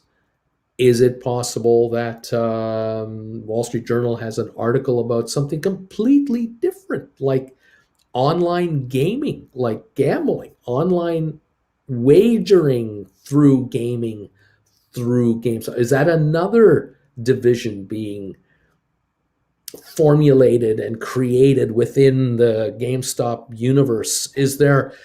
Are there private entities out there that are working already on a loosey-goosey arrangement with GameStop that you guys do this and we'll sign a thing here? Or is there a partnership thing being negotiated right now between GameStop and two or three gaming entities where tournament gambling could be part of? Like, I'm throwing crap out there to give you guys, just get you thinking. I just want to get you pondering this, that maybe GameStop actually does want the rumor mill to pick up, and they're interested in the shareholders talking and others speculating on the future of the company, and they maybe want to be showing off to their potential partners. Because think about this, it's possible that GameStop is talking to 30 different companies right now, 30 different companies about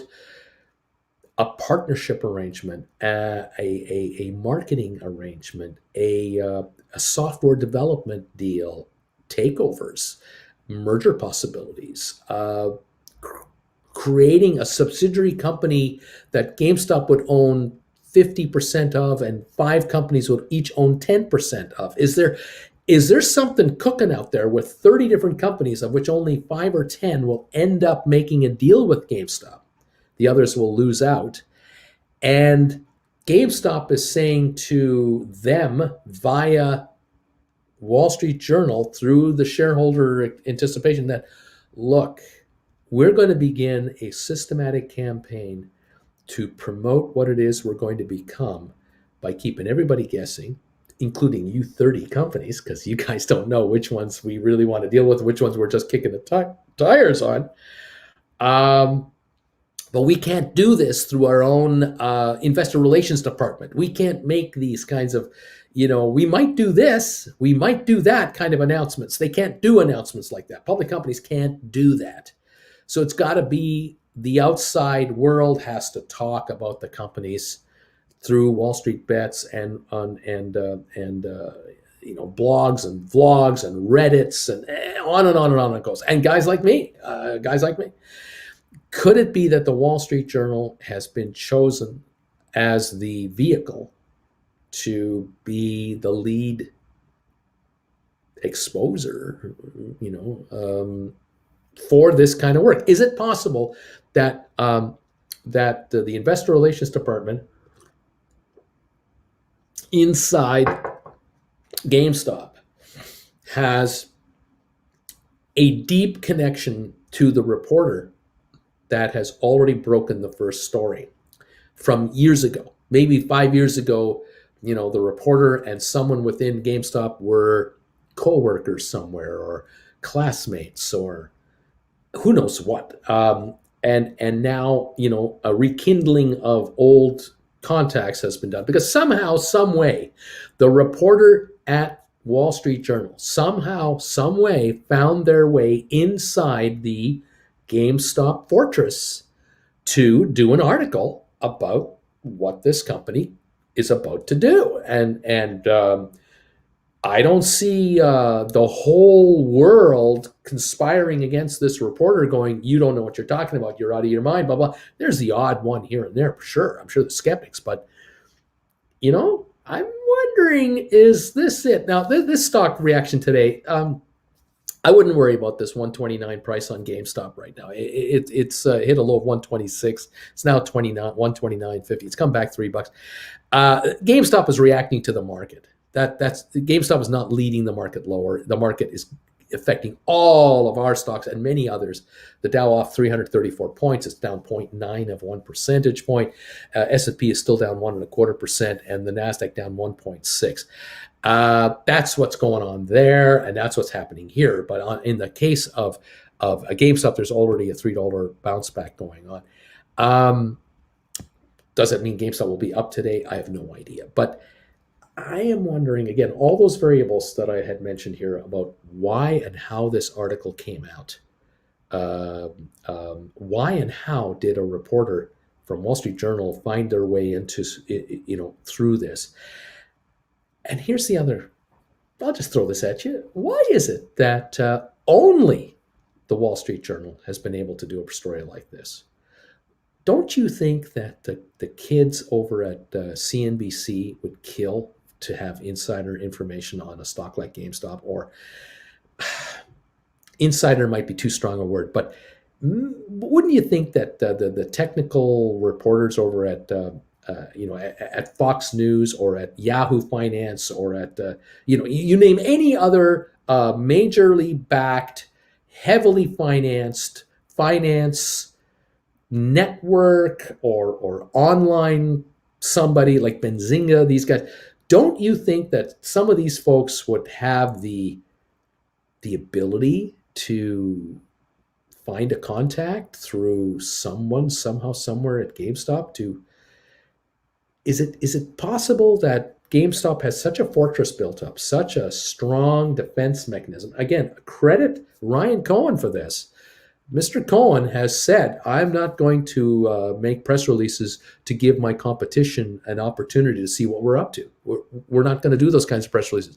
So could it be that that through Mr. Cohen, Wall Street Journal was given some sort of a hint, some kind of access point, some kind of contact with the blessing of top management to say you can talk to them about this and this, but keep it really generic. That's what we're prepared to talk about right now, and but no one else.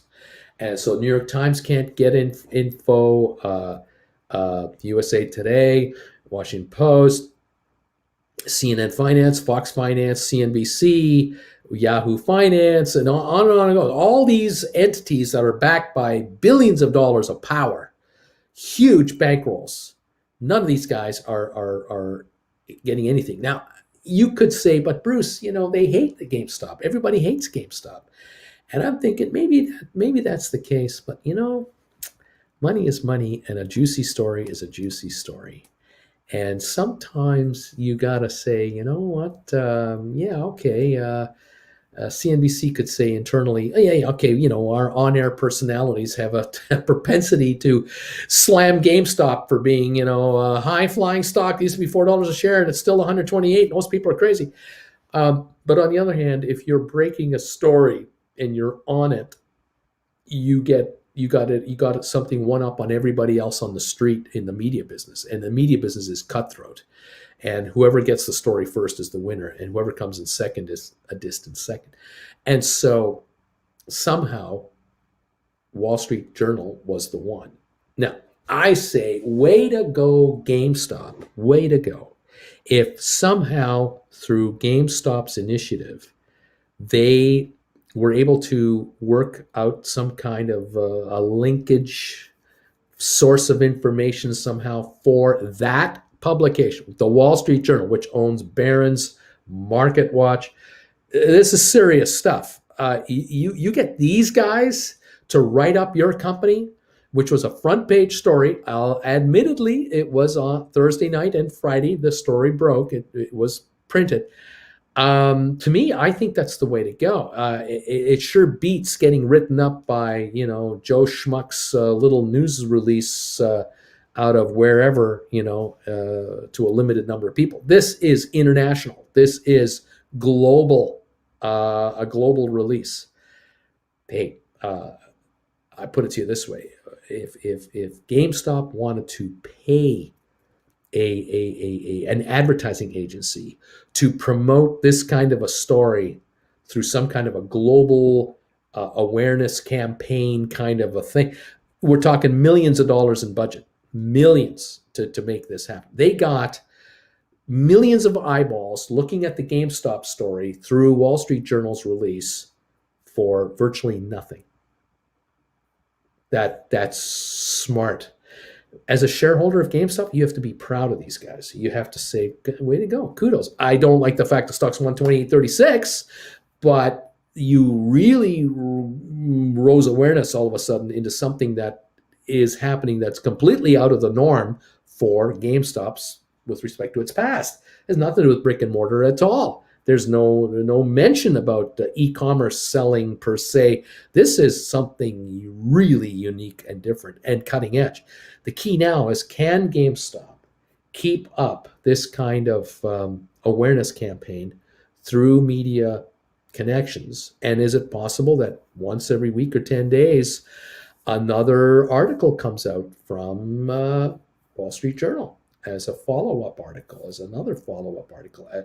Does the company itself, GameStop, come up with a very short-term, a little terse announcement, 1.5 paragraph with 5 paragraphs of legal, crap behind it, just a quick 5-6 sentence press release that you've signed a deal with crypto whatever company to investigate the possibility of blah blah blah blah blah. I mean, it's an announcement that has no dollar values, it has no cash flow estimates, nothing for us to sink our teeth in. It's just a necessary release that we're talking to these people, or we've had discussions and we've signed a 1-year arrangement to be whatever. I mean, they tell us something, but they don't tell us anything. And then after that, what comes out?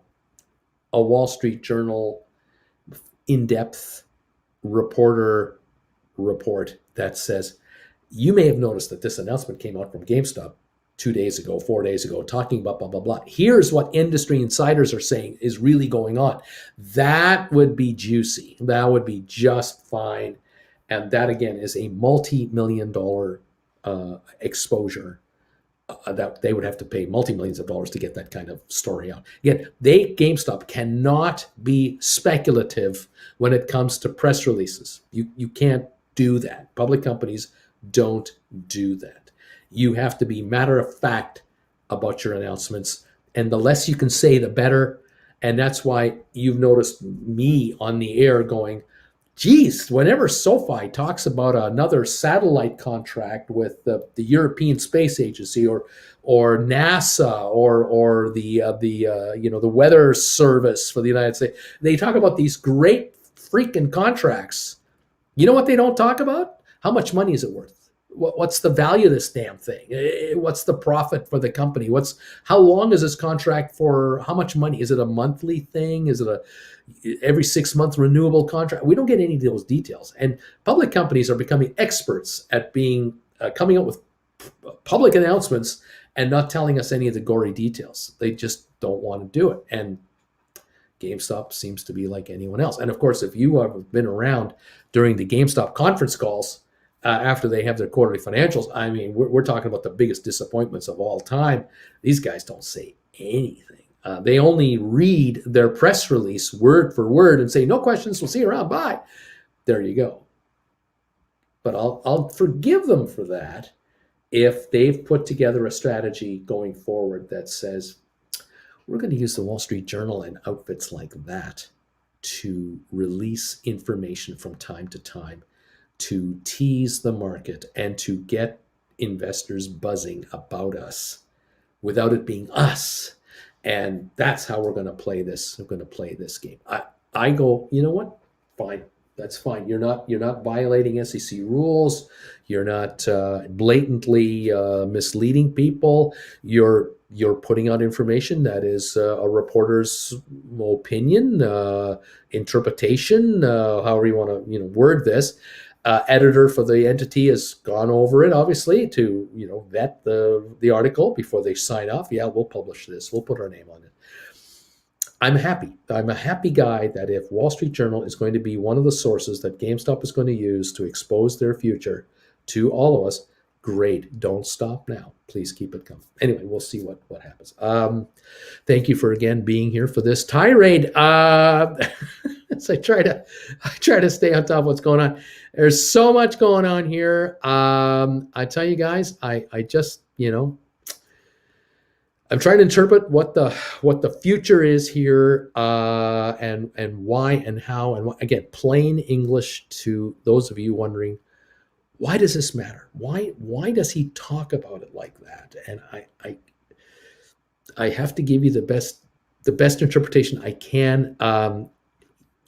You may not agree with what I'm saying. You may totally agree with what I'm saying. You're confused by what I'm saying. You're indifferent to what I'm saying. But I'm just saying here, there's something's cooking, okay? I've been saying it now for a month on GameStop. Something is going on. And the stock at 126.58 is not reflective of what it is. The stock is completely separated from what's happening right now inside that corporate boardroom of theirs. And I think there is a bunch of communication going on with dozens of potential partners that could be a major amalgamation, a major partnership, a major something. Something's brewing because millions of dollars of GameStop's money are pouring into software development, creation of websites. And you don't do this for kicks. You don't do this for fun. You don't do this because you're a charitable guy. This isn't for, status or anything like that. This is to make money. This is to create some kind of a new division, some kind of a new whatever that is going to revolutionize whatever it's revolutionizing. Something in gaming, something in tokens, something in artistic, something in e-commerce, something in maybe wagering. So there's something cooking. I don't know if you noticed the headline Earlier this weekend, yesterday, even this morning, the so-called gaming market, the gaming business, the gaming. Uh, what am I looking for? The word I'm trying to find here. The value of gaming ish sort of overall is to be massive, $500 billion or so. Like it's just beyond comprehension of how much money we're talking about here. Have you noticed on the football games lately when you are watching NFL football games? Have you noticed how many ads are now being purchased by this? Caesar's gaming platform site. I'm not sure what to even understand what to call it. I don't even know what to call this thing. There is something happening here that is evolving. Something is being uh, uh, there's an awareness. Maybe that's the word I'm looking. There's an awareness now of Wall Street that is beginning to figure out the massive size of the online wagering business that is now becoming understood. I guess that's the way to say it. I'm by the way, I'm guilty right now of desperately trying to find the headline I was talking about. There's a headline out there to say I want to just quote it to you, but now I can't find the damn thing. When I need it, I can't find it. When I don't need it, it's everywhere. In any event, something's cooking, kids. And on the front of GameStop, these guys have $1.5 billion in cash, virtually no debt. I think they could raise $5 billion like that if they found the right deal. I think they can easily do it, and they could get into something bigger, really, really bigger. But I'm kind of wondering, are they creating it from scratch rather than buying something existing? They might buy a piece here, a piece here, a piece here, make a partnership deal here, here, and here, put it all together in some kind of thing that they're creating, and bring out a division of their company that could take over dominate the story of GameStop going forward for the next 5 years, where brick and mortar will be a thing of a passing story. Yeah, they got the stores, but the big thing is this e-commerce. It's growing. Yeah, but this thing over here is making this go crazy. It's not the brick and mortar that's making e-commerce go. It's this that's going to make e-commerce go. This thing here with these 10, 20 different companies and these different directions is GameStop's future. And it can trade at 200 times earnings once earnings start to come out. It can trade at 400 times earnings because the market will be so excited about the upward end of this thing. Because what you don't need is a bunch of brick and mortar locations to make this division become the dominant thing. It's kind of like Apple. They make these, but they don't own a factory to make them. And then they sell the Apple Care, which doesn't require a factory to really repair. It requires a repair center, kind of. And then it requires insurance for Apple to just issue you a new one of these, which they make for $40. You pay $1,200 plus $300 for the Apple Care, and you get a new one of these. And so they go, we'll give him a new phone because he dropped it. Because our odds are that we make more money. And then the other side of Apple, where they don't need a factory, is all the software and all the gaming and everything else that you pay additional for to use this thing. There's this revenue coming in from non-factory sources. That's what I'm talking about with GameStop. I'm talking about GameStop making a bunch of money on something that is digitally created, that has nothing to do with physical creation and no physical distribution whatsoever. You will never go into a GameStop store and pick up your fungible token. You're not going to do that. It's just going to be emailed to you somehow. It's digital to digital. No overhead, no employees, no calling in sick. I can't come in today and the store's understaffed problems. None of that. The package arrived to GameStop in a big boxes arrived from the truck, and there's damaged in the boxes got damaged in shipment, and now they're taking out games going, we can't sell this game, we can't sell this game. No, there's none of that. It's digital, digital, digital. GameStop is going digital, digital, digital, which has limitless upside potential of sales globally rather than regionally or locally in Cincinnati or in Pittsburgh or in Orlando or in Denver or in Seattle. You don't have physical stores selling this digital thing. But the stock right now is 125 a share, and I will grant you that. 385 on the Dow is the down dip right now, 1%. S&P is off 67 points, 1.4%. NASDAQ down 309 points, down 2% right now. Oil down 43 cents, down half a percentage. Is it a half a percentage point on oil? That's what's going on. That's what's happening. That's where we're at. This is the deal. It's not personal. Exactly. It's not personal. It's just business. It's just business. It's not personal. Bloody Monday. Well, it's a down dip day. There's no doubt about that. We're down 64 cents on Rocket Lab right now, 1022. The low of the day, 1013. Volume, 544,000. SoFi, 1308, down 66 cents. Low of the day, 1294, 9.1 million. GameStop, 125.09. Low of the day, 124.06. Volume, 1.4 million shares. To be expected when you're down $15 a share. By the way, we're down more than 10% on GameStop. Guess what that means? No short selling today or tomorrow.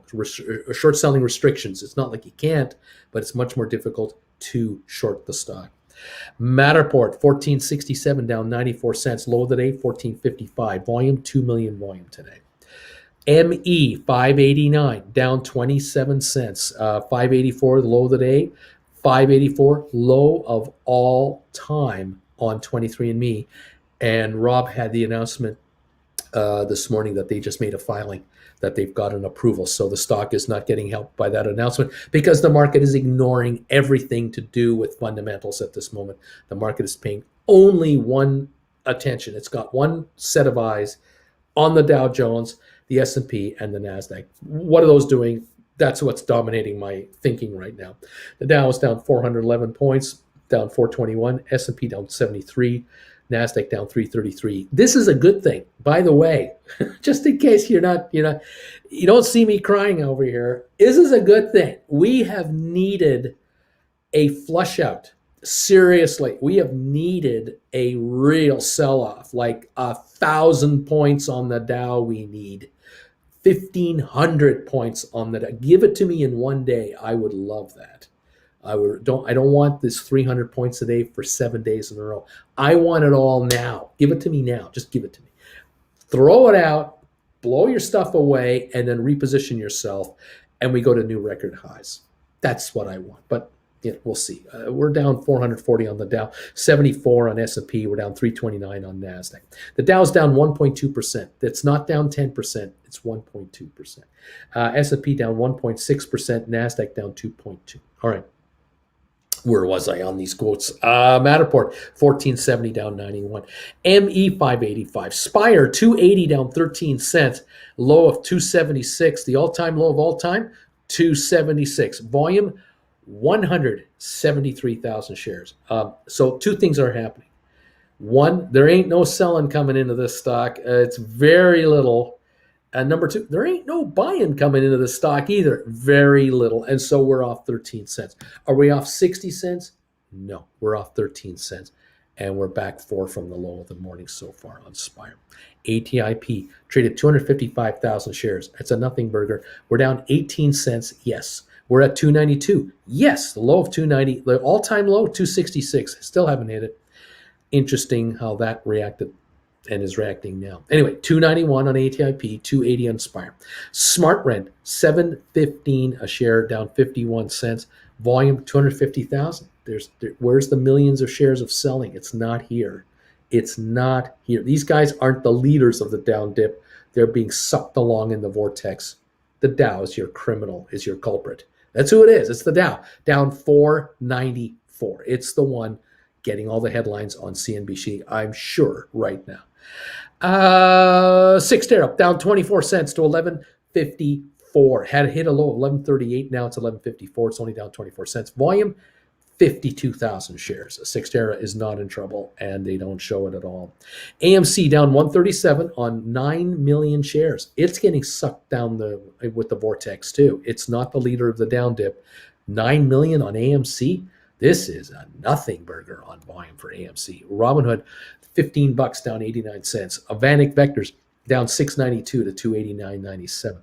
Home Depot down 11.29 at 382. Supply chain issues affecting Home Depot. That's likely what it is.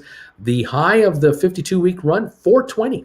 Now we're at 382. So we're off almost $40. Not quite 10%, but moving in on probably 9-something% down on Home Depot. IBM finally down $1. It's actually losing.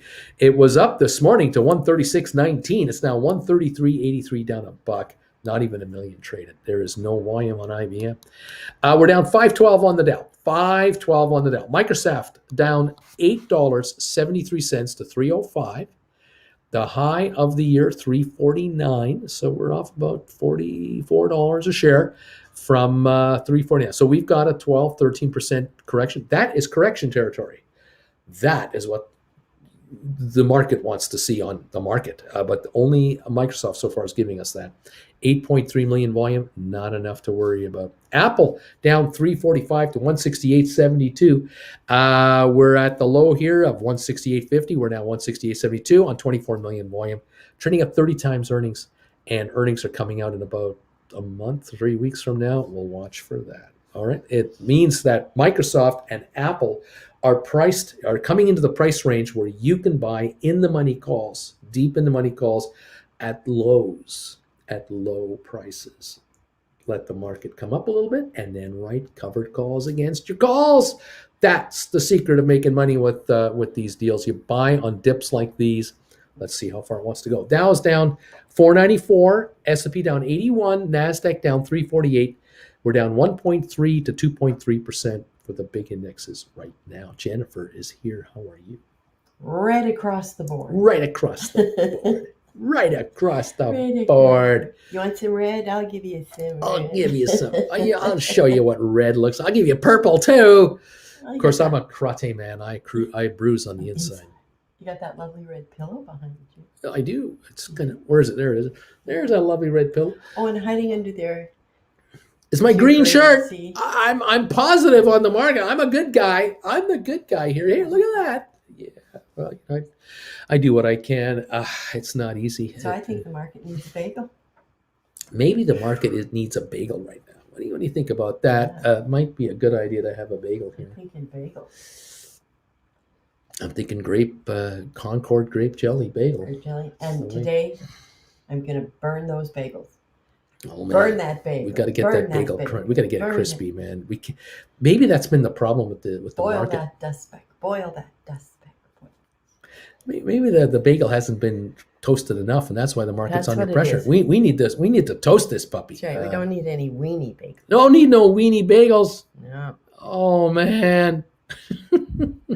Yeah, something on your screen. I got all kinds of stuff on my screen. What can I say? Beach Boy. Credit Savage is saying to Beach Boy, he's laughing away here. Yes, this market is treating us like Sonny treated his sister's husband. Godfather reference. Oh my goodness. The folks here are having all kinds of fun between themselves while I'm ranting and raving all morning. I barely read any comments. I've just been ranting and raving. The Credit Savage says the Dow going down even 500 points means nothing. No. It's 500 out of 36,000. Exactly. People are just taking their money out of growth and putting it into banks and buying bonds. No big deal. Exactly. I saw a hand, says Rob. I saw a hand. Oh. Yeah, there you go. Hector, a hand appeared. Yeah, nice saying Cheddar. She has no fear. Ha ha. Good morning, Jen from John. The pillow matches our portfolios, Bruce. Larry, good morning, Jen. Mark Gibson, Jen. Pittsburgh made the playoffs. Oh God, it was so horrible. It was. Had to wait for that game last night, that Vegas Chargers game. Oh. And I thought I thought I was going to have to reach into the TV and grab them by the scruff of their neck. She was not happy. Jen was less than impressed with the Oh. fourth quarter of that game and overtime. Less than impressed.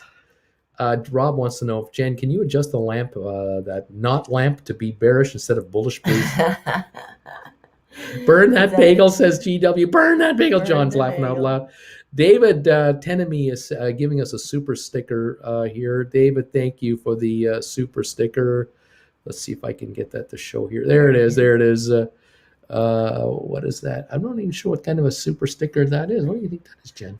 I don't know, but it's black and gold. It's black and gold. It's the right color. It's the right color. It's the right color. You're David. You're okay. Yeah. You're okay. I don't know. It all started with the miracle in Jacksonville. It started with the That's miracle. what started me hoping. Lame Duck is going, what a game. Because that was impossible. That was impossible. I can't imagine anybody bet on the Jags. It was the Jags that did it. It was impossible. So then you're like, well, we did the hard part's over. The hard part's over here. And it's hard to end in a tie. It's hard. And credit Savage. Auntie Jen, you can thank my Raiders. Most people wanted us to take a knee. And nope, we are going for the win. There it is. That's right. Laugh out loud. Way to go, Carr. Not taking a knee. Screw you. We're here to win. Plus, it would have looked a little like collusion. And, yeah, the fans would have been more than a little upset. A little upset. We show up well at games. Just imagine how well we'd show up at New York. I want. What I wonder about is overtime. I think overtime shouldn't have a clock. I think someone has to win. I think you play until somebody wins the game. Well, playoffs, they do. Well, that's what should be in regular season. There shouldn't be ties in the NFL. There should just be you either win or you lose. And you play overtime until someone scores. And you can play the game of everyone starts 1st and 10 at the 50-yard line. And everyone gets a possession. And if you score a field goal on your first possession, the other team has to score at least a field goal on their next possession or it's over. They get a field goal. Continue back to the 50-yard line. Right. Let's start again. And we go back and forth until there's a winner. That's how they do it in the CFL in Canada, except we do have 2 15-minute halves up there. Yeah. But it's rare a game ends in a tie up there. I mean, really rare because it's 30 minutes of overtime. Yeah, it's 30 minutes. But in the NFL, and we're in the cold. I think you go until there's a winner, and that's the end of it. Takes away that. I bet you the players wouldn't mind that a bit. I think they'd be happy having a win. Like a win or a loss, that's it. None of this tie crap. The problem is, and the reason that they do this, I believe, is because players get injured when they get tired. Yeah. And so you don't want your star player getting injured in the 25th minute of a game. But it's no different than them getting hurt in the first minute of a game. Well, there's that right? too. You play the game to win. Mark Gibson saying, Miami will hire Jim Harbaugh. They just fired Flores, who won 8 of 9. Is Harbaugh still employed in Baltimore? Or is this the brother? Harbaugh. That's the brother. I thought the brother was really happy where he was. Jim, the rumor, John saying Jim ain't leaving Michigan. He's not. I can't imagine him leaving Michigan. Why would you leave Michigan? Why would you leave that? No. NFL, you want to be a coach of a college team or an NFL team? Take the college team for job stability. And Michigan? You can get 10-year contracts. Strong. Very strong. Yeah, team. He's at the University of Michigan. Exactly. Lots of alumni. Yeah. Yeah, the Chargers should have offered the Raiders some draft picks. Laugh out loud, says Chris.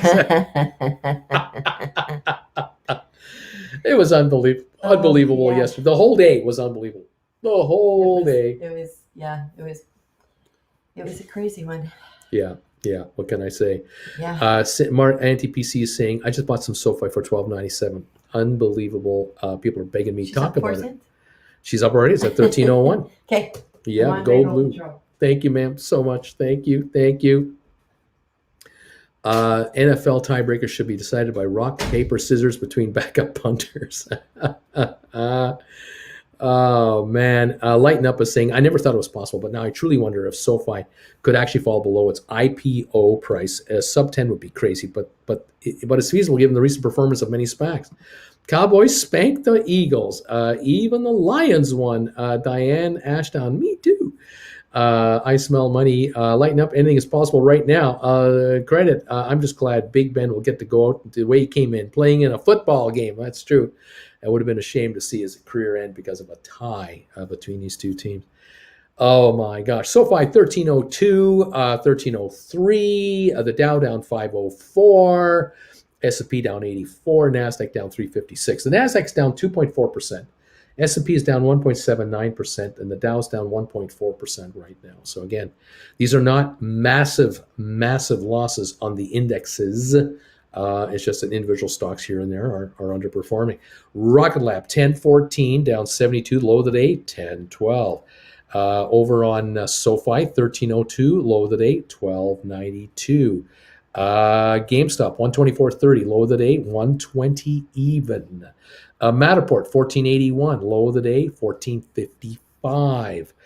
ME 587, low of the day 583. Spire 277, low of the day 276. ATIP 292 right now, low of the day 290 and a half. Smart Rent 716, low of the day 710. And Sixtera 1160, low of the day 1138. Sixtera is only down 18 cents at the moment. We have AMC up 123, Robinhood down 80, Vanik down $6, 37 cents. Home Depot down 1180, IBM down 94 cents. The Dow down 520 to 35,711. The low 35,687. 24 points ago was the low of the Dow so far on this day. Microsoft is at 306.37, low of the day 305.22. Apple 168.43, low of the day 168.37. We're right at the lows here on Apple right now, or about that range. Tesla $1,007, 1,008, let's say 1,008, low of the day 980. It's a $28 recovery on Tesla. Bed Bath Beyond $12.92, low of the day $12.86. BlackBerry low of the day $8.51, trading at $8.62.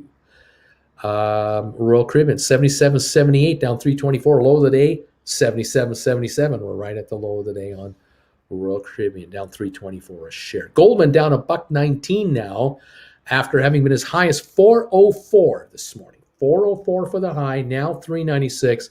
We're not going anywhere. Even on the coveted bank stocks, not yet moving. Cisco down 53 to 60.60. Low of the day 60.52. There you go. We're down 111 on Amazon. We're down 14.20 on Facebook. We're down 72 on Google right here, right now. That is the deal. Buying on the dips is what we have going on. Let's take a look what else is happening. Dan says, buy the dips. Dolphins are dumb for firing Flores. He actually brought some respectability to that team. Let's see. Let's see. What else is going on? Bruce, can I write options on bonds in my 401k? No idea. I don't think so. John, I thought the stock market was a safer gamble than sports betting for me. I guess I was wrong. Let's see. Munamu, I'm number 414 thumbs ups. Bruce, I don't think we are. Is that true? Let me just hang on a second. Is that true? Thumbs up. Yeah, you are. We have 418. I can't believe it. I was only showing 300 something. Thank you for 400 plus thumbs ups. You guys keep them coming in if you can help out. Get this show some more momentum. Good morning from Munamu. JJ, APSG new member. JJ, thank you for joining up here. Upgraded to the gold bagel member level. Thank you for this. Very much appreciate JJ, especially on down days. You guys do this on down days. You're really saying something.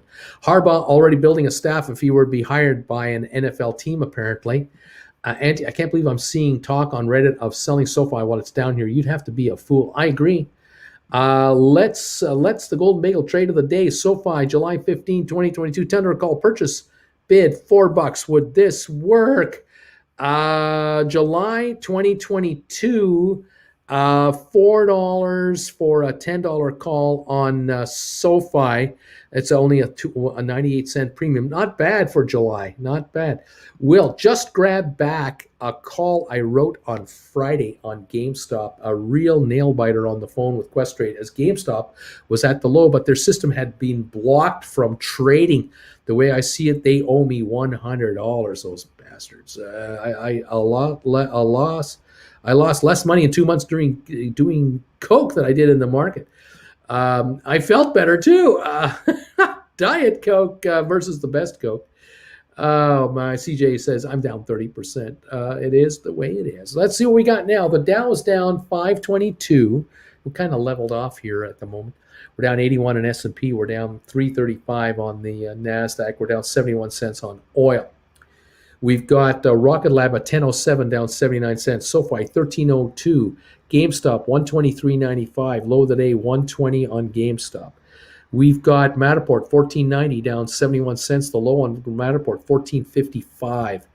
ME 588 bouncing back a bit. Spire still down at 278. ATIP still down at 291. Smart Rent a little better, 720. Sixtera a lot better, 1160. The low on Sixtera was 1138. Sixtera is only down, what is it now? Down 18 cents. AMC a little better at 21.95. Robinhood a little better at 15.14. Vanik a little better, down 7. Home Depot still down 11 near the low. IBM down 81. That's a little better here. Microsoft a little better off the low, 786 on the downside. Apple still down at 364. Tesla definitely improving, down $14 at 10.12. Definitely improving. Goldman 131 on the downside, not a serious dip, but 396 is the price after hitting 404 today. All right, there you go. Thank you all for hanging around here, watching what's going on. What's your buy of the day? Well, I'm kind of thinking that deep in the money calls are the way to go on SoFi and Matterport. So $12.50 Matterports and $10 SoFis are the ones that I'm looking at. For summertime and later is what I'm thinking will be deals here. Other than that, just buy stock. Just buy the stock. Rocket Lab, Matterport, ME, Spire, ATIP, definitely deals here. This ME, I'm wondering if $5 calls are the way to go on ME, but yeah, let's see what's going on. Let's go. How about these tasty GameStop dips? How about that? Unreal. GameStop right now, 123.66. 123.66 down 16.96. It is traded below the 10% loss on the day, so it means short sale restrictions are in effect all day today and all day tomorrow for GameStop at this point in time. And watching for any others that have hit more than a 10% drop today. No.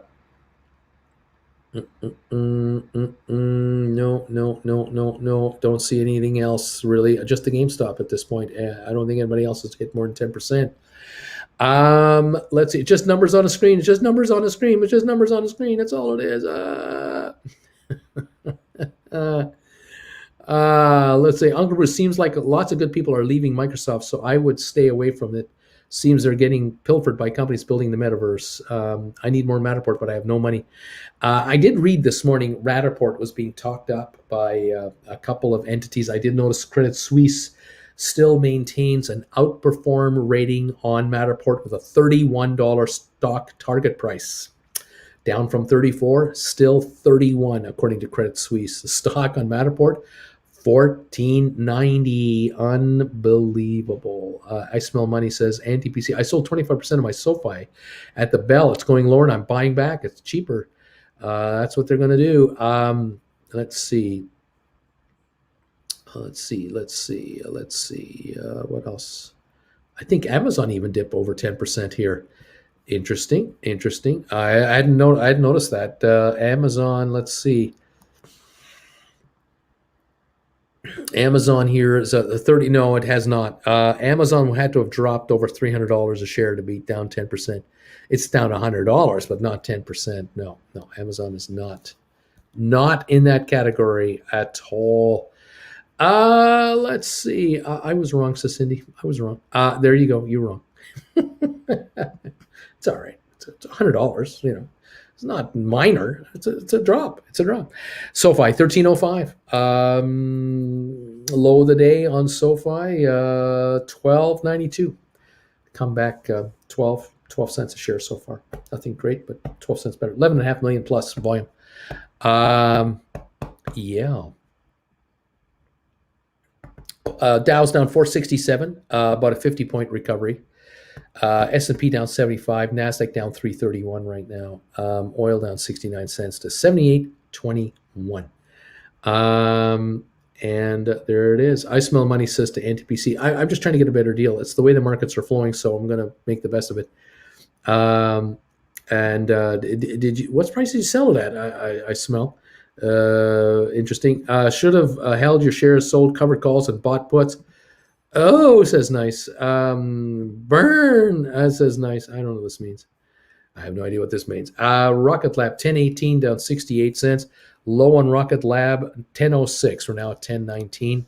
SoFi 1301. GameStop 123.50. Matterport 14.95 down 66. A low on that one 14.55. We've come back 40 cents on Matterport, down 66 cents. ME 580 low of the day 578. We're still here. Spire 275 low of the day 275. ATIP 291 low of the day 289. Smart Rent 722 low of the day 710, 12 cents better. Cyxtera 1160 down 18 cents, still holding a better price level at this point. I smell money, says I sold at 13.49. I sold at 13.49 on SoFi, so I'm buying them back cheaper. Let's see, Uncle Bruce, your opinion on Treasury I bonds in plain English. Is cute bear or mean rara bear? I don't know what that means either. What else is going on? Let's go, Brandon. Look, I don't know what you're talking about here with these I bonds from the Treasury. I'm not familiar with this. I don't follow this stuff, so I can't tell you. Can't help you there. I don't know what that means either. I have no idea. I just know that the T-bills, the 10-year note, 179.99. The 1.8 seems to be a big problem for people. Really, whoop-de-doo. German bonds are still down negative 0.03%. Italy's are 1.3. Spain's are 0.65. UK 1.1 for 10-year notes. Japanese 0.135. So U.S. rates are the highest 10-year treasuries of the major currencies in the world, which is why the U.S. dollar keeps gaining in value all the time. The market out there buys U.S. currency. U.S. currency back 10 years. They buy 10 years. I could see why a bank in Germany would borrow from the Bundesbank, German National Bank, at negative rates, and then buy U.S. and go along. I can see that. Then have currency insurance against the position and make nothing but money, I guess. Anyway, there you go. Vilba says, I keep nibbling on SoFi when it's below my average. I'm now at 1,000 shares, average of 1504. Love bringing it down, but I would rather just go ahead and go back up. I'm with you there. And it's a great deal. Let's go. I'm getting some myself. Great for inflation. I laugh every time, Red Solo, every time I hear a question I'm interested in, it's outside of the area of expertise. I bought the bargains like 4 months ago. Feels bad. Let's go. I bought them from Treasury Direct. Wanted to give everyone the heads up. Should know. Again, I'm not familiar with it. As a Canadian, I have no idea. Probably can't. No one from outside the U.S. can buy this. Probably not. It's probably reserved for American citizens only. I'm assuming. I don't know because I don't know anything about it. I really don't know. Also, the 7.1 is only for the first 6 months.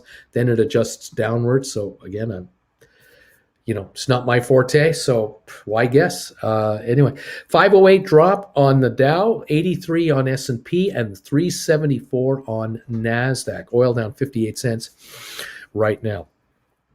That's where we're at. Oh, here come the bagel. Here comes the bagel. Uh-oh. So, you know how the butter gets hard? Yeah. And on this microwave, you have a soften melt button. Yeah. And I'm short, so I have to push the button, take 2 steps back, read the microwave, come back up, push the button, step back. So I think I pushed melt instead of soften. Mm-hmm. And I stopped it halfway through. And I reached up and I grabbed the butter dish and I pulled it out and I dumped melted butter all over the gas stove. Oh, great. Underneath the microwave. Yay! Let's fire up the gas stove. we have to move now. We have to go somewhere else. I'm not cleaning it up. We just have to move. We have to call somebody. Oh my God. What a way to start a Monday. What a day. What a way. But I toasted them twice. And the Steelers are in the playoffs. And the Steelers are in the playoffs. Hello. So, I mean, you know. Did you tell them how our dear daughter yesterday was making a list for me of all the things that are more important than football? Because I felt, non-believer, I just felt it was impossible for the Jags to beat the Colts. You just felt. All week you were saying that. So yeah, she's making a list of all the things that are better than football. Melted butter all over the stovetop never came up. And I've got a bunch of melted butter waiting for you in the microwave because I can't reach it. You know there's a stool. No, there isn't. No stool. No. There's this thing. Okay. Fine. New channel. Cleaning up melted butter with Uncle Bruce. That's great.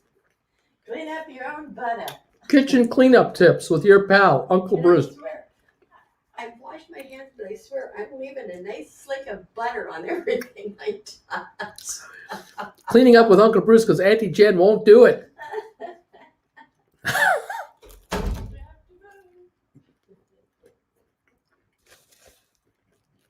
You think my life is easy. You think again. It's not easy around here. Oh, man. Man, oh, man, oh, man, oh, man.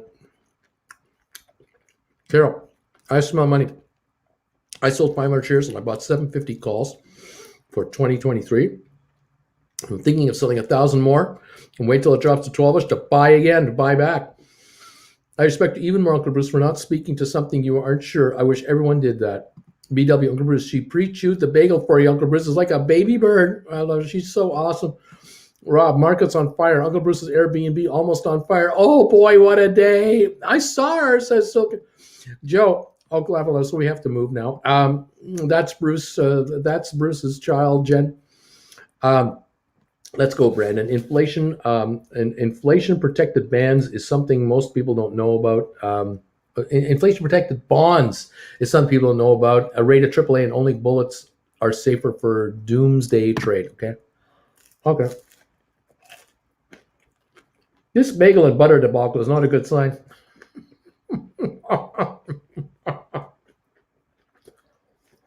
Oh, man. I'm going to try to eat a bagel and get this market to go up. Oh, man. Here's a life hack. Salted butter can be left out of the fridge and won't go bad. Just make sure it's salted. Very good. Now I see. Bruce isn't evading the feds. They're just fleeing one kitchen accident after another. That's what's going on here. What you're putting in the kitchen, Bruce. There's butter everywhere. John, dark pool, short volume ratio, 63.29%. Okay. Have you ever put butter on a Pop-Tart? Me neither. I've left unsalted butter out my whole life and been okay other than the vision and hearing loss. Please, Uncle Bruce, chew away from the microphone, please. William, anyone found nice long dated calls? I got Archer. I have no idea. I saw Jen from the back. I sold GameStop 160 covered calls expiring this Friday for $7.50 last week and bought them back just now for $1.45. Nice done. Good stuff. Now, I like the idea of selling shares to buy calls. Smart leverage. There you go. Oh my gosh, these are great. Okay. Look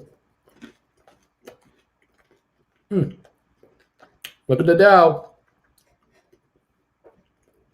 Down 573.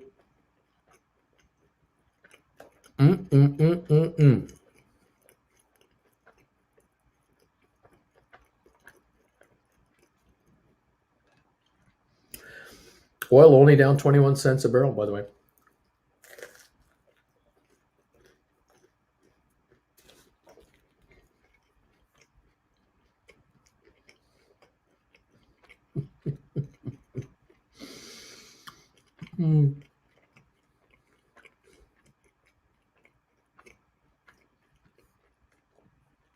Buttergate in Canada. Butter isn't going sub. Is GameStop going to go sub 120? We're at 120.55. I lost everything on this channel, says Roland. And snort. Okay, there you go. Let's take a look at GameStop here. I'll put this on my big S iPad. Keep an eye on this. 121.74, low of the day, 120.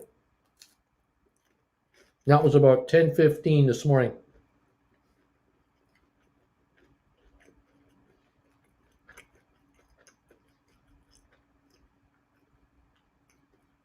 Come on, markets, let's go.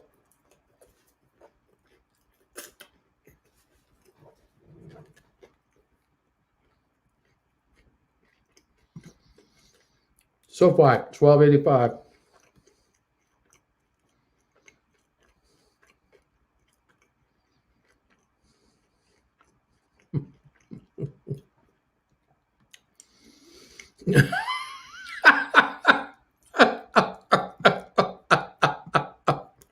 This is good. I had a dream Saturday night that Uncle Bruce was lying on a bed up in my attic, looking down at me through a partly collapsed ceiling while I laid in bed. Does anyone know what this means? You better check your ceiling. It doesn't sound very stable. Oh, no.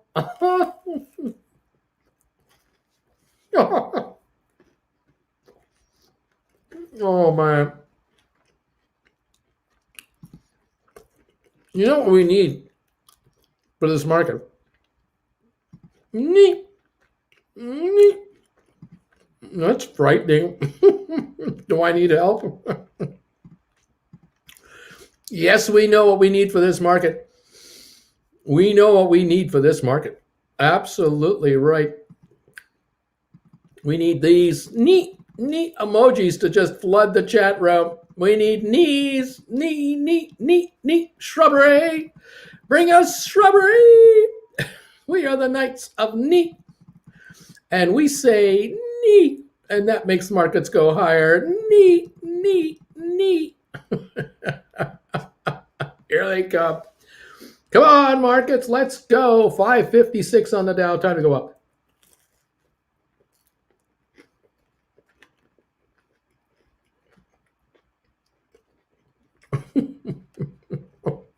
Here they come. They're coming. Knee.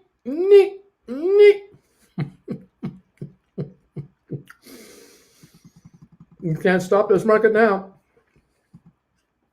There they go. There they come. CLC. They're coming in. Scott Brewer, Beach Boy, Zen Estate.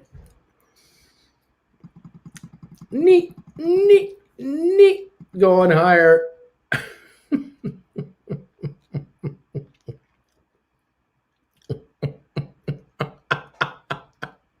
They're harder on my phone. Sorry, Uncle Bruce. Shrubbery, we demand shrubbery.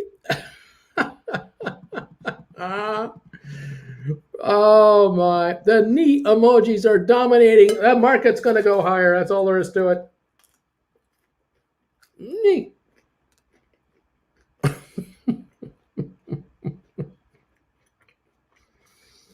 Oh man.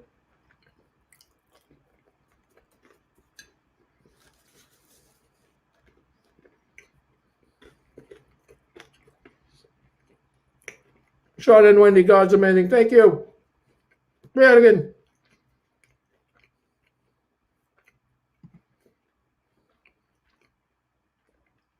$461 thumbs up. Thank you, everybody. Woohoo!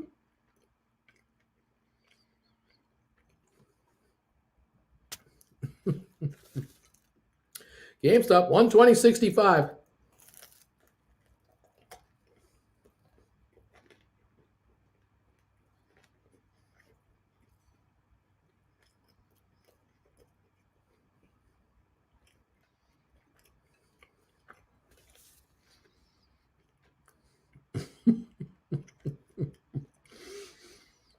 Thank you, Will.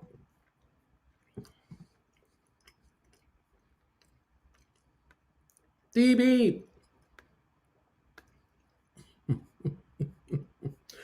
Everybody hitting those thumbs ups, hitting the knee emojis. We're going higher with the knee emojis. Here we go. The market cannot stay down. When the knee emojis come flying out of here, we're down 558. Let's go, Dow. Let's go.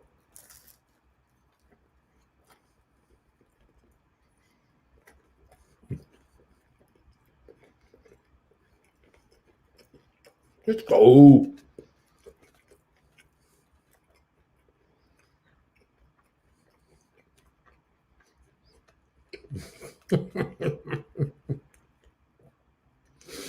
Joe says it was a mistake speaking ill of Henry and Donna.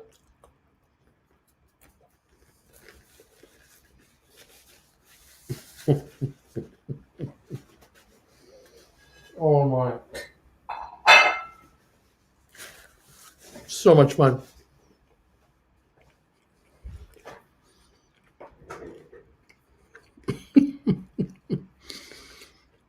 Oh boy.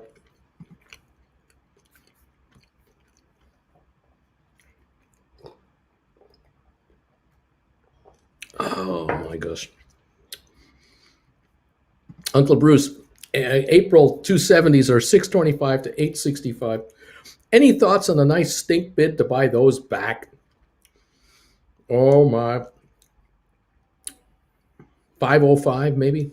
Yeah, 505. Not anticipating it happening, but you never know. With a market sell order, it might come in. You might get lucky. You just never know. Any just got here. Any ATIP news? Not that I'm aware of. We're down 21 cents a share on ATIP, and we're down 24 on Spire. Most of the stocks we're following are getting sucked along here with this market sell-off. The Dow's off 579, S&P down 94, and NASDAQ down 397. The NASDAQ down 2.66%, S&P down 199, and Dow's down 1.6%.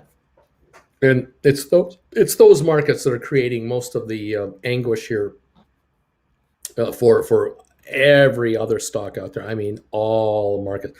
Rocket Lab is at 10.08, down 78 cents. SoFi now 12.86, down 89. GameStop 120.26, the low of the day here on GameStop, still sitting at 120. We got Matterport at 14.70, down 91. ME at 574, down 42. Spire at 268, down 24. That's approaching 10% down dip territory. 21-cent drop on ATIP. That needs another 9 cents to get to its 10% drop. Smart Rent down 51 at 7.15. Six shares only down a quarter, though, at 11.53. AMC down $1.57. Hot Robinhood down $1 pretty well. Vanik down almost 8. Home Depot down 11. IBM down $1. The Dow down 553. Microsoft down 780. Apple down 350. Tesla down 26. Bed Bath Beyond down $1. BlackBerry down 31 cents. Royal Caribbean down 350. Goldman down 92 cents. Performing quite nicely for a $400 stock to be down 92 cents. Cisco down 37 cents at the moment. Norwegian down 98 cents, Carnival down 90, Amazon down 115 bucks, Facebook down $15, Alphabet down $65 a share. Google down 65 was as low as 26.62. It's now 26.74, so a $12 bounce back at that point. Facebook got as low as 315.46. It's 316.50, so it's a little better, like $1 better. Not a lot to get excited about, obviously. On Amazon down 113 a share. We're at 31 135 3135. I can't. He's talking about 3,135. Low is 3126. A slight bounce off the low. We're at lows of the day here, and it's everybody. It's not ATIP's fault or anything like that. It's just part of it. Julie, it's just down today. Julie, it's like the lamp. It's just not there. It's just not there. Let's see. 475 thumbs up, says Zed Estate. Bruce, you got 475 thumbs up in a down day market. Thank you, everybody, for helping out here. Really appreciate this. These thumbs ups actually help even on a down day. I love you for this. Thank you, everybody. We're down 542 on the Dow, a little better. Down 87 on S&P, down 385 on NASDAQ, and we're down 42 cents on oil. Okay. Ah, yeah. DM Beach Boy 630. A few dollars here and there today aren't going to change the April 270s much. They just keep grinding lower, and that's the beauty of it. I know that Beach Boy was trying to buy these back about a month ago. He was trying to get them at 16, 18. Now we're talking $5, $6. So yeah, I think those are written at 62. So every dollar just adds up to more money. That's the best part about writing calls. They keep depreciating. Julie, I'm thumbs up 476. Thank you, Julie B, for coming in there with a thumbs up. Thank you very much. Supporting my channel any way you guys can. I appreciate it. Thank you so much. GameStop 120.73 right at the moment. The low of the day 120 at this time. GameStop volume now is 2.8 million, not leading the market with any heavy volume. If we were at 10 million right now, I'd be worried. But 2.8 million, it's a nothing burger. Down $20 a share to be on that light volume, nothing burger. 121.61 now on GameStop coming on of it. That is what I see at the momento. Down 535 on the Dow, 87 on S&P, NASDAQ down 379.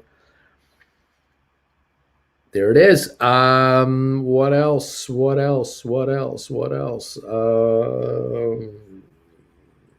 Here we go. Uncle Bruce, I was able to buy back a Matterport March 22, 1750 covered call at least today. I sold last Wednesday at 230, bought it back this morning for 165. That's making money. That's $65 profit. Hey, thank you. Gift. I wonder how long it'll take for our stocks to climb back up. 5 minutes. That's all. It would only take 5 minutes. But maybe it won't be today. Let's see. Andy is saying it's going to take too long. That's what she's thinking. It's taking too long. More than 5 minutes is too long. What can I say? 525 dip on the Dow, a little better. Just like 5 points here, 5 points. Nothing great going on yet. Got to see some real serious action coming in on the bargain hunting side. Is this it for the drop? I mean, is this it? The Dow's off 1.47. Is this it? NASDAQ down 2.56. That's all we're getting today, or is there more coming? I don't know. We'll see. Let's just see what's going on. Almost 250 thumbs ups. I think we're at 400 something. You got to refresh your thing there, Beach Boy. You're behind. You're a bit behind here. Definitely improving. 121.68 on GameStop at the moment. A little tiny, just not much, but a little. That's what we have. It's a red day. Let's not kid anybody. I mean, my phone here, holy moly, this is a rarity. I mean, I'll just show you this as quick as I can. Okay, so these are stocks that I follow on my phone here. Okay, I'm trying to get rid of the glare. Okay, so every stock's got a red bar. Hey, look at them all. Look at that. Look at it. Everything. Blue chip, NASDAQ 100. This one is green. Who's this? It's Moderna, up $13. That's one of the medical stocks. Here's another one that's green. Intel, up 71 cents. How about that? The dog of the Dow, up. Those are the only two green bars. Everything else I got here is red. It's all red. But that's today. That's just today. It's not forever. It's just today. Okay. I don't like this 2022 right now. I'm not too great about this at this point. Beach Boy, 500. You see, there you are. 498 thumbs ups. About to hit 500 right now. 499 thumbs ups, Beach Boy. You know you're right on that one, buddy. We are going to be at 500 thumbs ups here in just a second. Thank you, everybody, for throwing these thumbs ups out here for us. There you go, 501 on the thumbs ups. Awesome sauce. If you're watching me, and you are not showing 500 thumbs up, you are behind. You got to refresh your computer. Anyway, there's what's going on. That's what's happening there. Okay, there's a glare.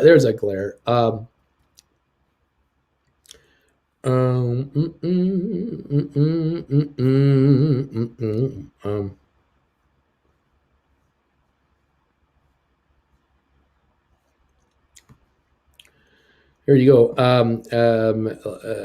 LG is saying, Uncle Bruce, I sold 4 covered calls for $17 each on GameStop last week, expiring February the 4th. These are 150s. The value is now $7. Should I wait or rewrite? Hey, man, score them here if you want. Way to go. And then keep your eye open for your next move. Up to you. Let's see. Dan, you got 511 thumbs up, buddy. Fabulous. Fabulous. What glare? What lamp? What are these people talking about? Beach Boy wants to know. People are seeing things. I think there's stimulants out in the water that people are drinking, and it's affecting their vision. They think there's a lamp behind me. They think it's crooked. It makes no sense. Why would I have a crooked lamp behind me? I mean, it makes no sense. Anyway, I'll do what I can.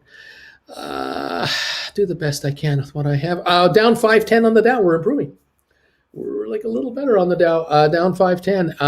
35,720 is the index right now. And the low of the day was 739. Oh, sorry. The low on the index was 35,639. We're now 35,722. So we're like 83 points better than the low on the Dow. It's just a little thing. Don't know if there's much to be read into that, but it's just a tiny bit better. Oh, Microsoft is a bit better too. Got down to 304.60. It's now 306.48. So a little improvement here and there and here and there. Rocket Lab got down to 10.06. It's now 10.19.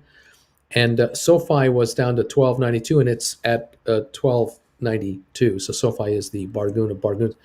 GameStop down to 120. It's now 121.07. Matterport got down to 14.55. It's now 14.84. It's almost 30 cents better than the low of the day. ME, not much here. 570 for the low, now 572. Spire got down to 267. It's now 272, 273. ATIP got down to 287. It's now 291.92. A little better there. They're all like a little better. Smart Rent got down to 710. It's now 722. It's 12 cents better.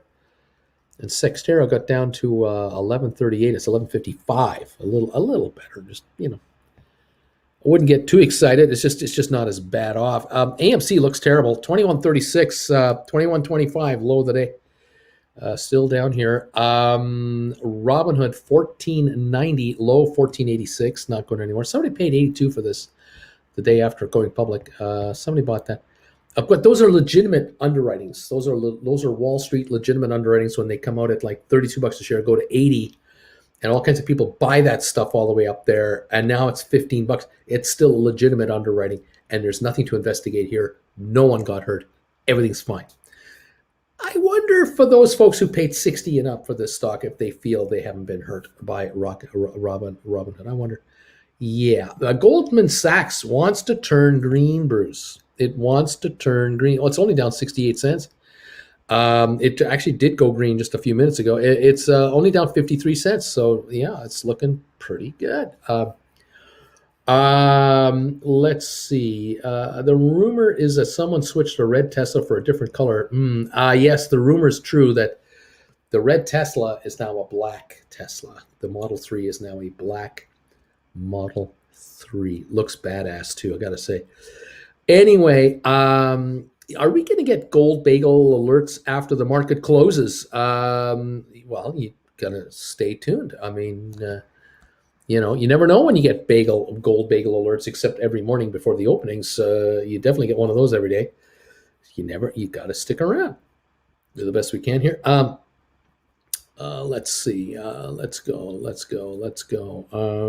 Yeah, not much else being mentioned here. A couple of dead cat bounce references. Yeah, we're down to 526 on the Dow. Down 526. That's it. Yeah, there you have it. GameStop 121.04. Low of the day 120. Get a refresh up here. Yep, 125.05. Whew. Yeah, their investors do feel hurt. There's currently 50 lawsuits against Robinhood for the underwriting. Can you imagine how many millions in legal fees Robinhood is paying their lawyers to defend themselves against lawsuits. That just eats up shareholder value like crazy, adds to the losses of the company, right? It's a tax write-off, but they don't pay taxes. You don't make any money. Kind of wonder about the Robinhood stock. Unbelievable, just devastatingly bad. Anyway, it is what it is. It was a wild, wild ride to take that company public. I don't know why. I mean, I just don't get it. I can understand brokerage firms trying to make commissions on the deal, but boy, you're putting your best clients into this stock at $32 a share. It runs and backs off. Unless you got everybody out, you're still holding the bag here with this stuff. I mean, how many hundreds of millions of dollars have been lost by investors? I don't know. Yikes. What can I say? It is what it is. BW is not happy with Spire and not happy with how the SPACs are going down. He's upset and he's not happy with this direction. Well, I concur. I'm not happy myself, but we got to go through these down days right now and just kind of come out the other side, see what this is about. We're down 552 on the Dow. We're down 89 on S&P. We're down 383 on the NASDAQ. The NASDAQ down 2.57%. S&P is down 1.9 and the Dow's down 1.5 right now. Oil down 23 cents a barrel. 78.67 is where we're at right now. All right. And let's go. It's like these SPACs are being punished for not going IPOs. Should we be happy? I don't know, says Cody. Scully, all the Robinhood investors got out in the first week. Their executives, they're saying. And let's see. Moderna and NVAX are going up, at least, says Eric. There you go. Rocket Lab still down 66 right now. It is at 1020. It was lower. SoFi 1288, GameStop 121.14, Matterport 1478 down 83, ME 572 down 44, ATIP down 20 at 290, SmartRent at Spire at 271 and ATIP at 290. Pardon me, they're down about 20 to 21 cents each. SmartRent down 42 at 724, Cyxtera down 23 at 1155. The SmartRent got down to 710. It's now 724. It's a 14-cent rebound. Just a little bit of bit better. IBM down 63 cents. The Dow down 516 again. Maybe it'll come back a little further. I don't know. New Tesla holding $1,005, down $21 on the session and the session so far. Goldman down only 77 cents. Cisco down only 19, coming back on right now, 60.94. It's down at 69. It's back to 60.94. That is a 42-cent improvement from 60.52 this morning. So Cisco is coming back on a bit. So a few signs of life here and there of some support and some bargain hunting. Definitely, the Dow just broke the 500 barrier. We're only down now only 491 instead of 570 was the worst. So we're definitely a little better on the Dow now. Dow Jones was as low as 35,639, and we're at 35,715 now. 715. So we're approaching 80, 90 point recovery. Down 484. Wait, my phone is incorrect. So I stand to be corrected here. Not unusual. We were down to 639, 35, 639. We're at 745. So we're actually 106 points higher than the low of the day. We've come back 106. Okay. Now I get it. Okay, now I get it. It's still improving, down 493. Okay. If that's the way it's going to be, that's the way it's going to be. Yeah, fun times or not fun times? Okay, 121.16 on GameStop right now. Okay. Comments? Any more comments that I'm missing out on here? Let's see here. Here we are here. I bought two lovely puts on Robinhood that printed nicely. Wish I'd gotten some more of those. And Joe is saying that Goldman Sachs and JP Morgan were the lead underwriters on Robinhood. Pretty sure they took care of their sheep. Yeah. Um, yeah, Credit Savage is saying that Moderna staff will be working from home another 6 months. If anyone knows about the severity of this strain, it's them. They know. And they will stay home. So I'm buying puts. There's interesting. Very interesting. How far out should I go on SoFi calls? If you can go out to this fall, great. If you can go further, even better. Yeah. Rico, my phone has rung nonstop all morning. I've missed so much of the show today. Has Uncle Bruce mentioned why he thinks there's never ending selling going on? We talked about all kinds of stuff today, Rico. All kinds of stuff here. Let's go. Let's go. Thanks, Joe, says John. Still the tech to value rotation, uncertainty, Fed rate hikes, inflation. Yep. A Royal Caribbean down 250 a share on Royal Caribbean now. Yeah, 247, 78.55. It was lower. It was down to 77.19. It's actually recovering a bit. The Dow is down only 471. That's a recovery so far. That's definitely coming back a bit.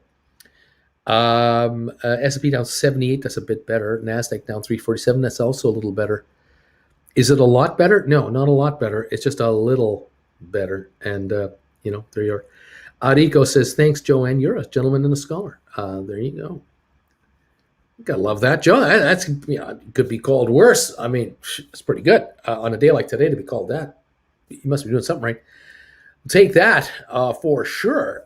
Yeah, 121 on GameStop right now. We're flatlining here, down 1962 at the moment. That's where we are. That's where we are.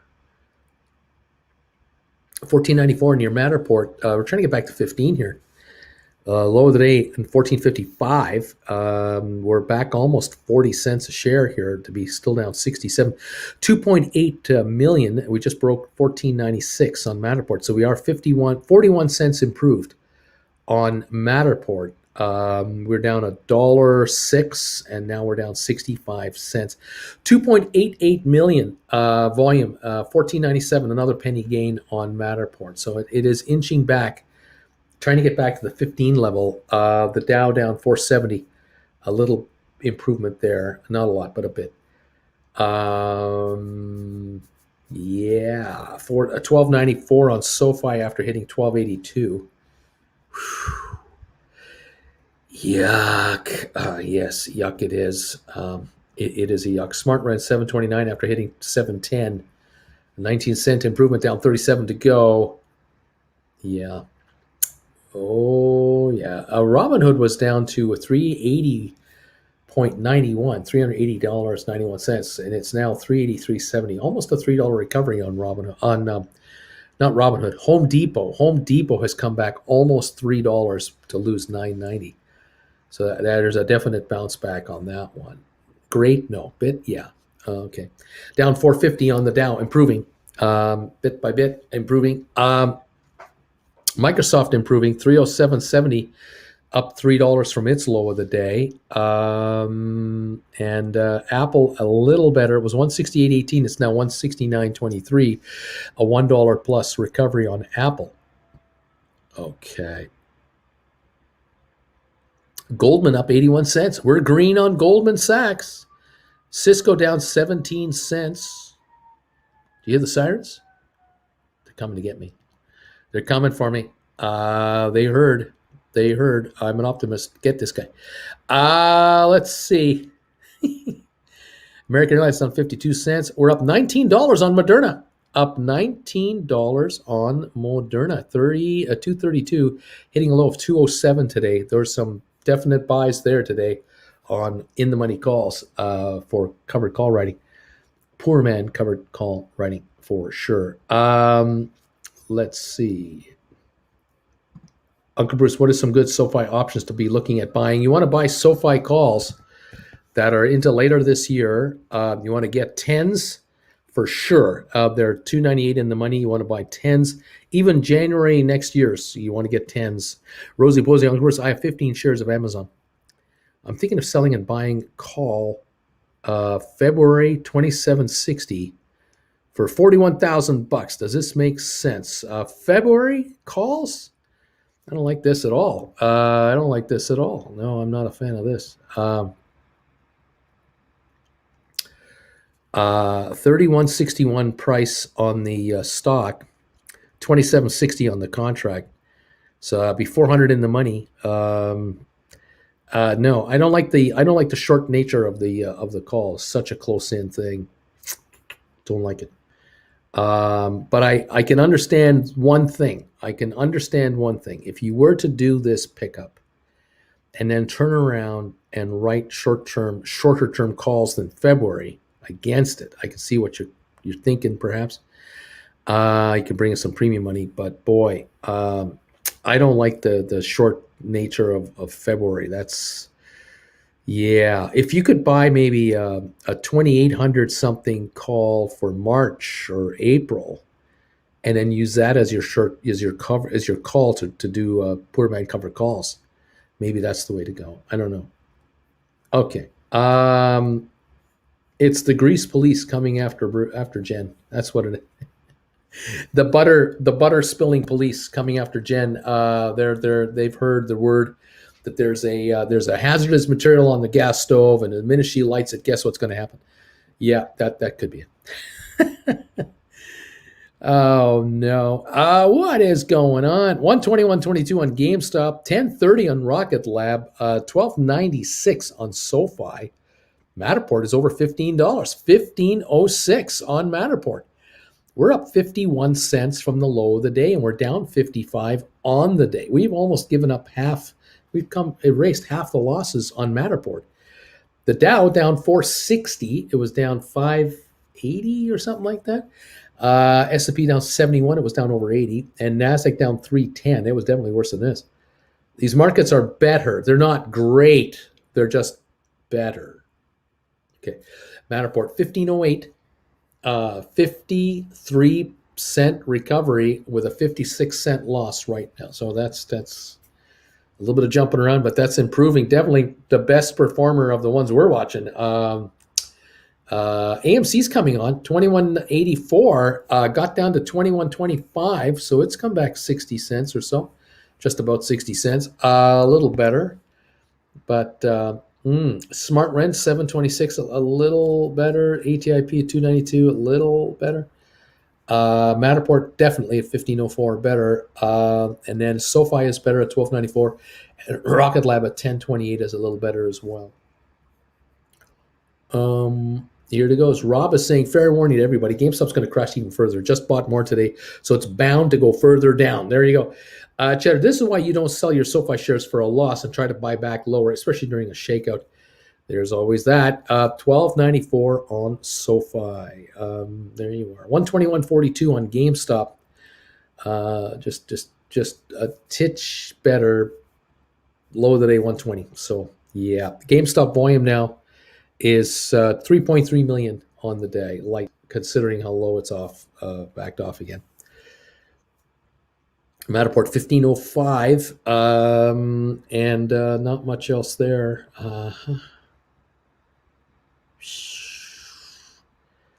Microsoft still down $6 at 307.90, got down to 304.69. A 320 recovery so far, about a third of the loss.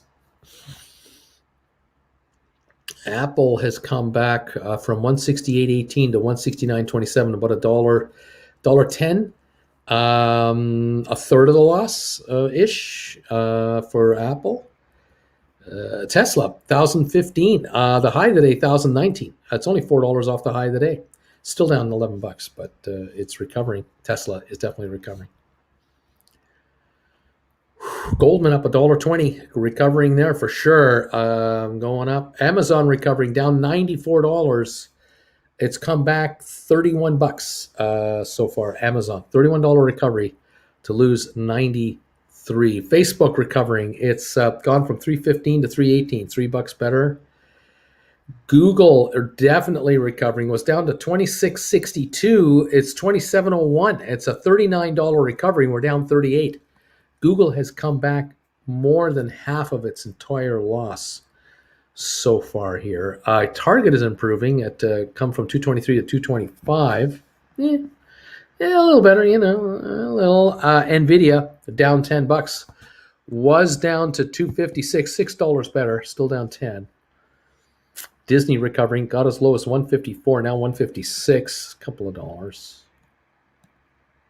Yeah, Moderna, $23 gain, 237, looking better.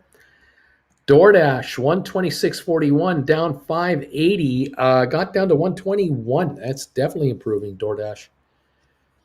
Yeah, Intel still holding a gain, 95-cent gain to 54.39. That's up today, all day up. Those are some of the guys here. What we got going here? The Dow down 432. It's definitely improving. Down 66 on S&P, down 288 on Nasdaq. The indexes are now down less than 2%. The Nasdaq was down 2.5 something. It's now down 1.9. S&P is now 1.4 lower, and the Dow is 1.1% lower. Okay. So we have definite improvement here. Yeah, Enrico is saying that in the last 3 months, 4 analysts have offered 12-month price targets for Matterport. 4 of them. The company has an average price target of $33.25, with a high of $38 and a low of $30. Those are the price targets between $30 and $38, and it's trading right now $15.14. Down 46 cents on Matterport. This is the best level since this morning. It is definitely coming on here. Low of 14.55. It's recovered over half of its losses. It's still only on 47 cents. It was down 106. 3 million volume, not incredibly heavy, but it's improving smartly. A very nice improvement on Matterport. 15.09 here. Let's see. The Fed will talk in this week. I'm not sure. Let's see. I want to write a long way out on SoFi just to bring in some cash in for a change, says John. Beachboy, Hanka Bruce, I sold GameStop for $20.78 to $21.21 for some nice tax losses, and entered a limit buyback at $120.45 or $122.30. Watching closely here on this. I understand though the tax law. This is seriously good for Beach Boy. Someday I'll tell you the tax advantages when you're in Israel, how this works. 122.63. Hang tight. I don't know, Beach Boy. Hang tight. See what gives. Sold some there. All right. Let's see. Let's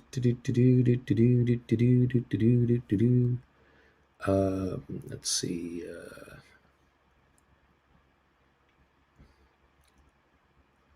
Yeah. Not much else. The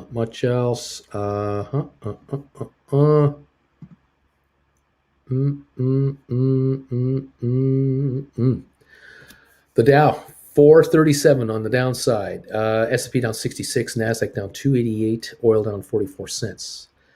We've got Rocket Lab at 1030. SoFi back to $13, down 74 cents. We've recovered back to 13. GameStop 122.07, 122 even on GameStop. Matterport 15.16, down 45 cents. ME 576, down 40 cents. Spire down 22 cents to 270. ATIP down 21 to 289 and a half. SmartRent down 38 cents to 728. And Sextera 1150 down 28 cents right now. All right.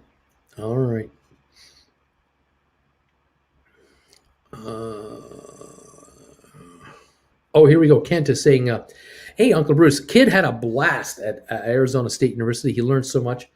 I had a relaxing weekend. Watched My Favorite Year again. So good. Kid says hi. I love that movie. I love the one-liners in My Favorite Year. If any of you have ever seen that movie, that is one of Jen and I's absolute favorites of all time. John Anderson saying, smash that like button. Thank you, John, for mentioning that. Today is the 1 year anniversary of my eldest GameStop lot. Interesting stuff. 1 year. Yeah.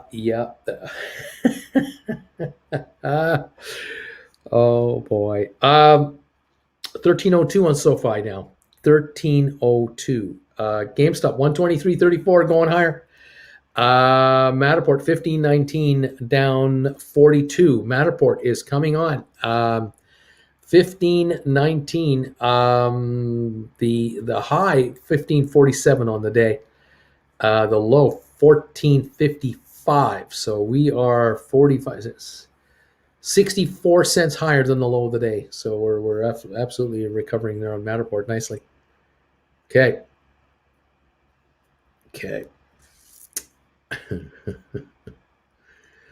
All right.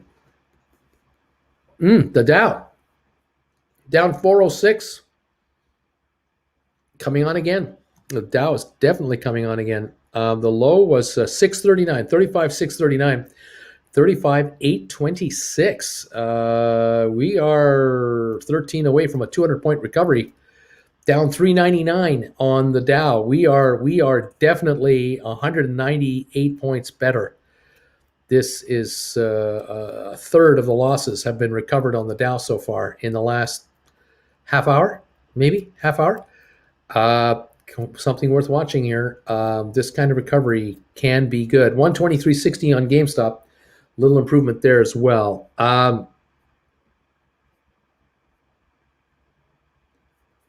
SoFi figured out what was going the wrong direction. They're saying SoFi now is now 1309. Definitely climbing over that 13 mark aggressively. Matterport 1518. ME at 580, trying to go back to $6. Spire and ATP have not yet reacted to the good side. Smart Rent is only down 35 cents. It's coming up to 731. Smart Rent has gained 21 cents now from the low in the last half hour. It's made a nice little run here in the last 30 minutes. Still down 35 cents on Smart Rent. 60 down 22. Okay. Matterport 1518, 123.74 on GameStop. 1034 on Rocket Lab, bottoming out at 1006. So 28 cent improvement there. Still down 52 cents. Okay.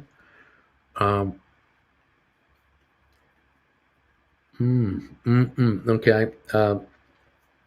The Dow back down 413.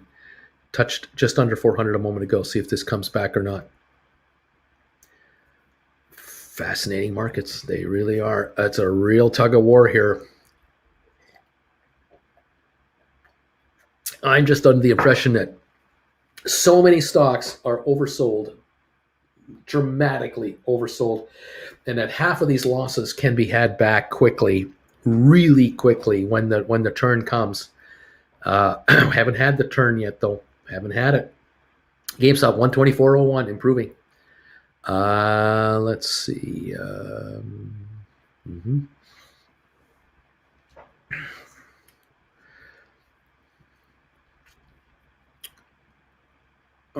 1527 on Matterport, down 34 cents.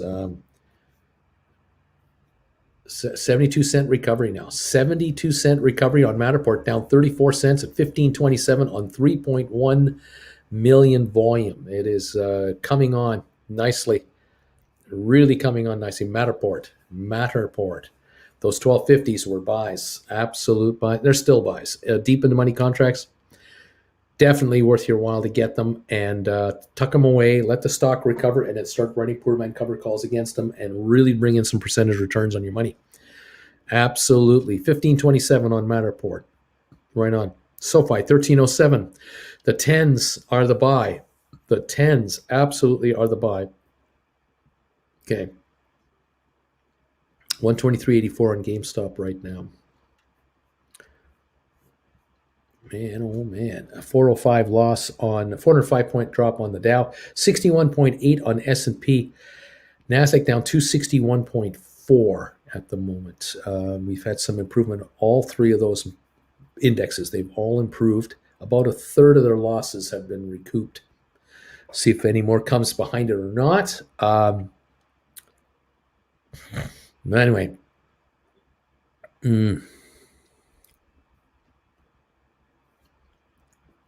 Lots happening all at the same time here. GameStop 124.49, improving a little more. I bought the dip again, says Cheddar. Okay.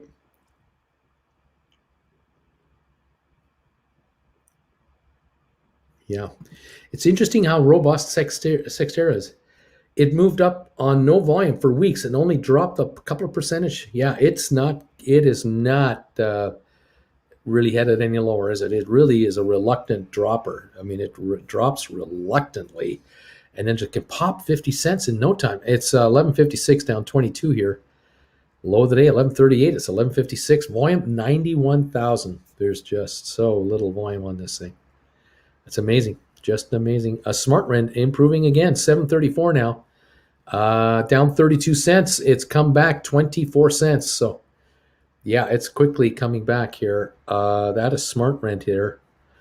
293 on ATIP, down 17. We're improving here, but not on Spire yet. ME improving 582, 583, down 34 cents. Matterport 1526, down 34. GameStop 124.83, down 15.79. SoFi down 60 cents at 13.14. Definitely improving there. And Rocket Lab 1035, down 51 cents. Rocket Lab hit a low of 1006, so we're 29 cents better on Rocket Lab now. And SoFi 32 cents better, still down 60, but 32 cents better. That's a third of the loss. Recovered the Dow back under 400, still down 396.97. Broke that 400 loss barrier again a second time now in 10 minutes. We're down only 59 on the Dow, on the S&P. That's improving. Down 247 on NASDAQ. So we're getting another wave of buying in here. Okay.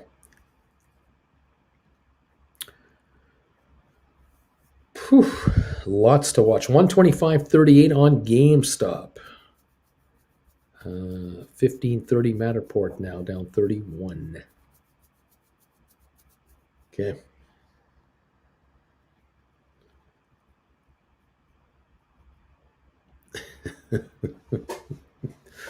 I'm going to be on this afternoon at 3 o'clock Eastern time on this channel. I'm going to be on tonight at 7 o'clock Eastern on Traveling with Bruce for members over there. 8 o'clock on Traveling with Bruce for the big show, the travel show tonight. I'll be on at 8 o'clock Eastern. Anyone can join me on Traveling with Bruce if you wish. And just keep your eyes open for anything else that comes up around here. So much happening, so much to cover, so much to follow. And we'll try to stay on top of these markets as best we can in plain English without stop, without fail for you.